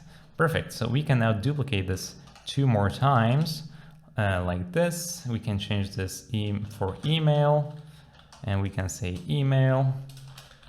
And here we can input type email, that's good. And we can also add on these inputs, I forgot to add a name that's gonna say name. On this one, name is gonna be email. And let's also add an ID of name input. And here we can add an ID of email input. Perfect, let's hit save on that. Everything is clear. And finally, maybe we have a label for a message, and this is gonna be just a text area with a name of message, an ID of message. There we go. And actually we need to change these here. We're gonna say for name input and for email input. Where is it? For email input, all right? And we can do message input here as well. Okay, let's copy and paste. Lovely, hit save. Okay, we have everything that we need. Okay, so take a look, this is what we have, looks lovely. Let's go to our CSS, let's remove the additional code. And all I have here is just the margin padding and the box sizing and the font size on the HTML. Lovely. Okay, so let's start off maybe with doing some simple things, maybe some global things that we can adjust, such as the size of our H1, of our H2s, of our headings, and maybe anchor tags. So what we can do is take the H1, add a font size of 2.8 rem. Hit save. All right, that's fine. Let's also get the H2 and just the H2. This is going to be a font size of 4.5 rem. All right, these are going to be the big sections on our page. Maybe smaller, 3.6 is going to be fine. Okay, there we go. I also want to add a bit of a padding to these. So let's do 5 rem top and bottom, maybe 3, and 0 rem left and right. Okay, just to space them out. Let's do 5. Save. Okay, perfect. So let's kind of focus on this one first, on the upper corner. Let's also add an li here. So we remove some basic stylings. Actually, we can grab the a tag here, because if you try to change the color of this, it's not gonna work. If I say li and add a color of red, nothing's gonna happen. So we specifically need to change the anchor tag, because that's what gives the color to these, not the li. So these are laid inside the a tag, but to change them, we specifically need to select that. So let's add a color of black to this, and we might change this if we want. And let's remove the text decoration, and we say none, and that's gonna remove the underline there. Okay, let's also change the font size. Let's do 2.4 rem. Let's see, that's good. All right, I'm happy with that. Let's zoom out. Okay, and I also wanna, okay, so that's kind of it for now. And is there something else? The H3, we can change that too. So let's do H3. Let's give this a font size of 2.8 rem. That's good. And also the button, we give this a font size of 1.8 rem. Hit save. Okay, so that's good. Now what I want to do is start making this nav. So I'm going to go all the way down here and I'm going to select my nav. I'm going to throw a background color on it. Let's just pick out something here. Shall we go dark? Let's go dark, some bluish dark color here. All right, something like this. Okay. And now what I want to do is actually change the color of these. So I can say color white, because that's kind of hard to see. Okay. And as you can see, we also specifically need to change it on our anchor tags. So I'm going to actually go up here and change this to white. Now I'm changing everything. So all the anchor tags to white. So if I have any other one, those are going to be white too. And if I have it on the white background, you cannot see it. So in case you want to add additional ones and you cannot see it, don't panic. It's because we globally changed it up here. Okay, so if you remember how we can move these is by using floats. So I can go down here, I can select nav H1 and I can say float left because I want this to be on the left side. Okay, now this kind of moves in a weird way here. So what I want to do is say nav, and I'm going to select the UL, and I want to float that right. All right, and now this breaks our height, so everything collapses in a weird way, but as you can see, it's kind of in the perfect position that we want it to be. So if I can drag this over, you're going to see that we have the home there and we have the logo. So the position is good, but it broke our height. So if you remember, we can go up here and just add a clear pseudo class, and we can say clear both. In our HTML, we can just add this class of clear right underneath here. So right underneath where you are finished with your floats. So I added the H1, the UL, and right after that, we add the clear. Okay, and boom, everything works the same way. Now, as you can see, our li tags here are also in a block style, and I want them to be one next to each other. So we can also grab that nav li and we can float those as well. Let's add a float to the left and boom, there we go. We have one next to each other. We can add some margins to them or paddings. Let's add a little margin here, and we're only gonna do it left and right. So the first one's gonna be 0 and the second one is gonna be 3, or we can do 4. There we go. I also want to remove those dots underneath. I don't want those. So what we can do is on the UL, we can say list style, and we can say none, and that's going to get rid of it. Perfect. So now I can maybe add a bit of space in between these. So I can go up here to the nav and add some padding to this. We can do 3 rem. All right, so that adds some padding all the way across here. Okay, so there we go. That's a simple way that you can create a nav. Is this the right way? I have better methods to show you after we finish this section. This is a pain, to be honest. But hey, let's continue. Why not? So we have this section here now with the hero, this one. Okay, so what we can do is get that hero section. And let's get an image, hero section. And what I want to do is add a background image to this.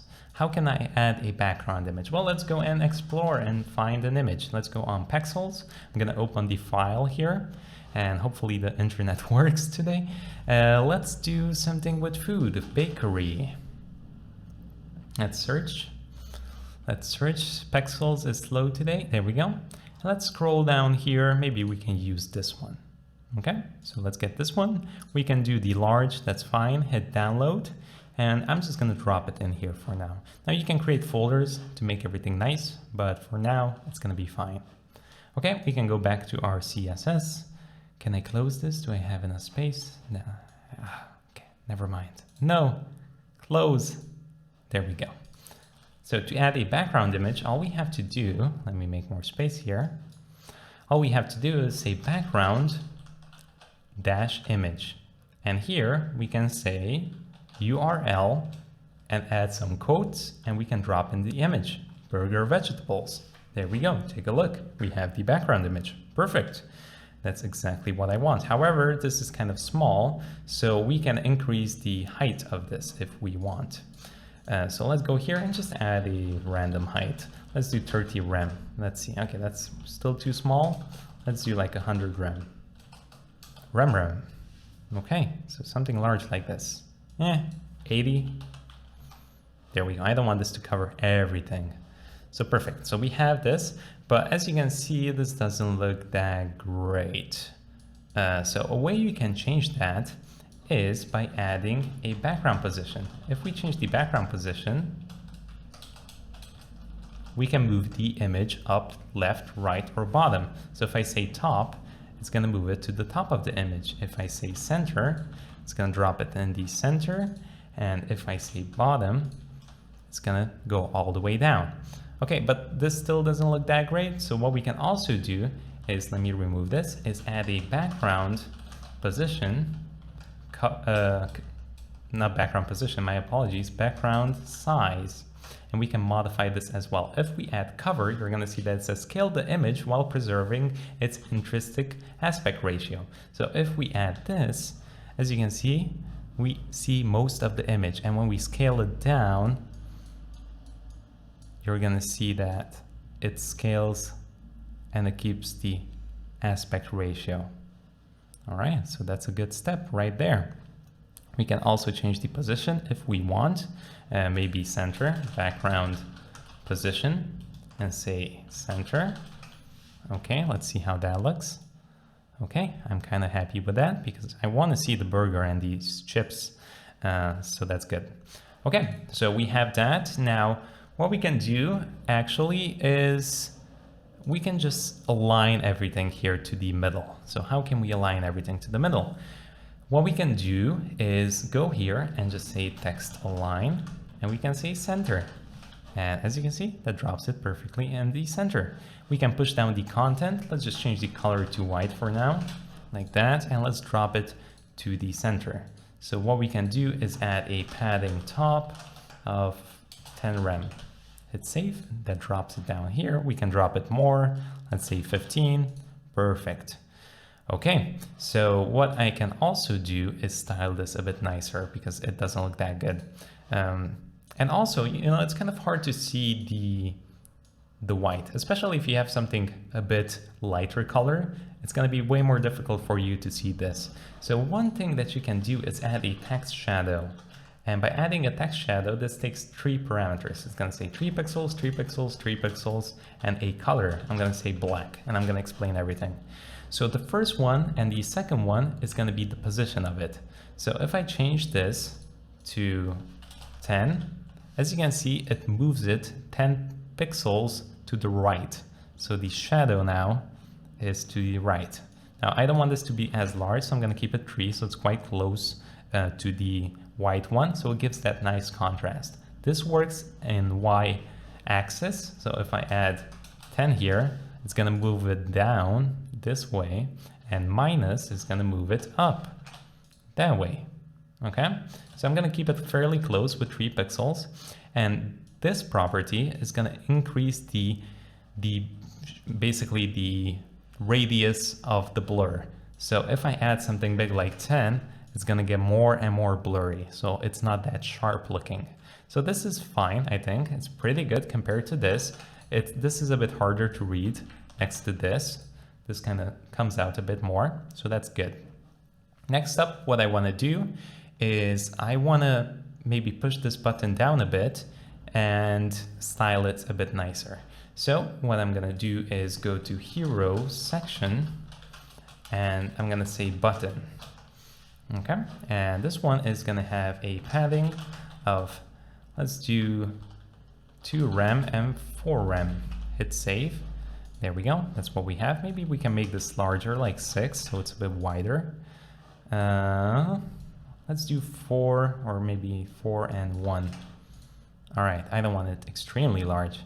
That's good. And we can also add a margin top here of 1 rem.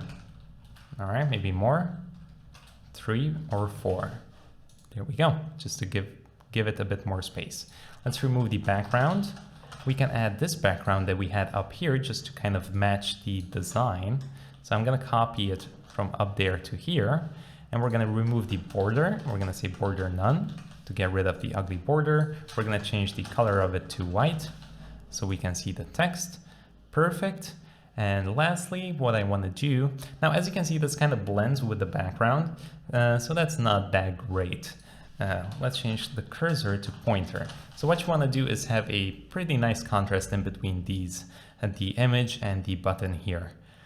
So one thing you can do is either change the color of this, or maybe add an image that's not so dark, because if I change this to something more like this, now it's more visible. And you know what, we can actually add a custom one here. What am I changing? All right, let me go back here. Oh, I forgot the semicolon, so it broke all my code. Maybe we can do something more visible like this. Okay, so that's way better. All right, so that's what we have. That's the section. And on the contact one, let's move down there. What we can do is also text align this to the center so we can get the form section. We can say text align center. Let's take a look what that does. All right, so it aligns this to the center. Now we can get the form like this. And as you can see, these are kind of displayed in line, and this is not something we want to do. So what we can do is come down here and we can get the form input and the labels and the text areas. So I'm basically selecting all of them, and make sure to add form to all of these. So form input, the form label, and the form text area. And we can grab all of these and add a display of block. All right, and now they're going to be one underneath each other. Okay, so as you can see, the text gets aligned here, but the inputs don't. So the way you can align that as well is, let's get the form input, and we can add a margin of auto to this. Let's see, does that work? Okay, so that works. We can also do that to the form text area. Like that. Hit save. Let's go down here, and that aligns everything as well. Let's also just get the, we can add a font size here. Font size 2.4 rem, hit save. There we go, that's way better, way larger. Let's also add some space in between these. So let's go here and add a, we need margin on top. So we can add another one here, 2 rem. So this is only gonna apply to top and bottom, but this is gonna take care of aligning it in the center. So if we hit save, now we have more space. And finally, we can maybe add it to the button as well. Form button, and we can add a margin bottom of 2 rem. Hit save, and there we go. We have more space, or something big like 5. All right, way better. 10. We are ambitious. Okay, perfect. That's what we want. So now we can style this the way we want. For the button, we can also copy everything from here. So let's copy the padding, background, border, and color and cursor. Okay, and bring it down here, hit save, and now we have that. Lastly, what I want to do is come here and add a width to all of them, something like 50%, so they match the same size. As you can see, it takes up half of the size of the screen, so that's good. But we added it. Let's just add this to the input and the text area, actually. So let's bring it down here. Let's see how that looks. Okay, so that looks good. We can also add it to the button. So let's add a width of 50% to the button. So kind of matches the whole flow here. So there we go. That's how we can kind of throw together a website. Now, is this responsive? Kind of, but not really. As you can see, when we go down here, that kind of drops there. It doesn't look that nice. And yeah, if this would be smaller, this would be super squished together here.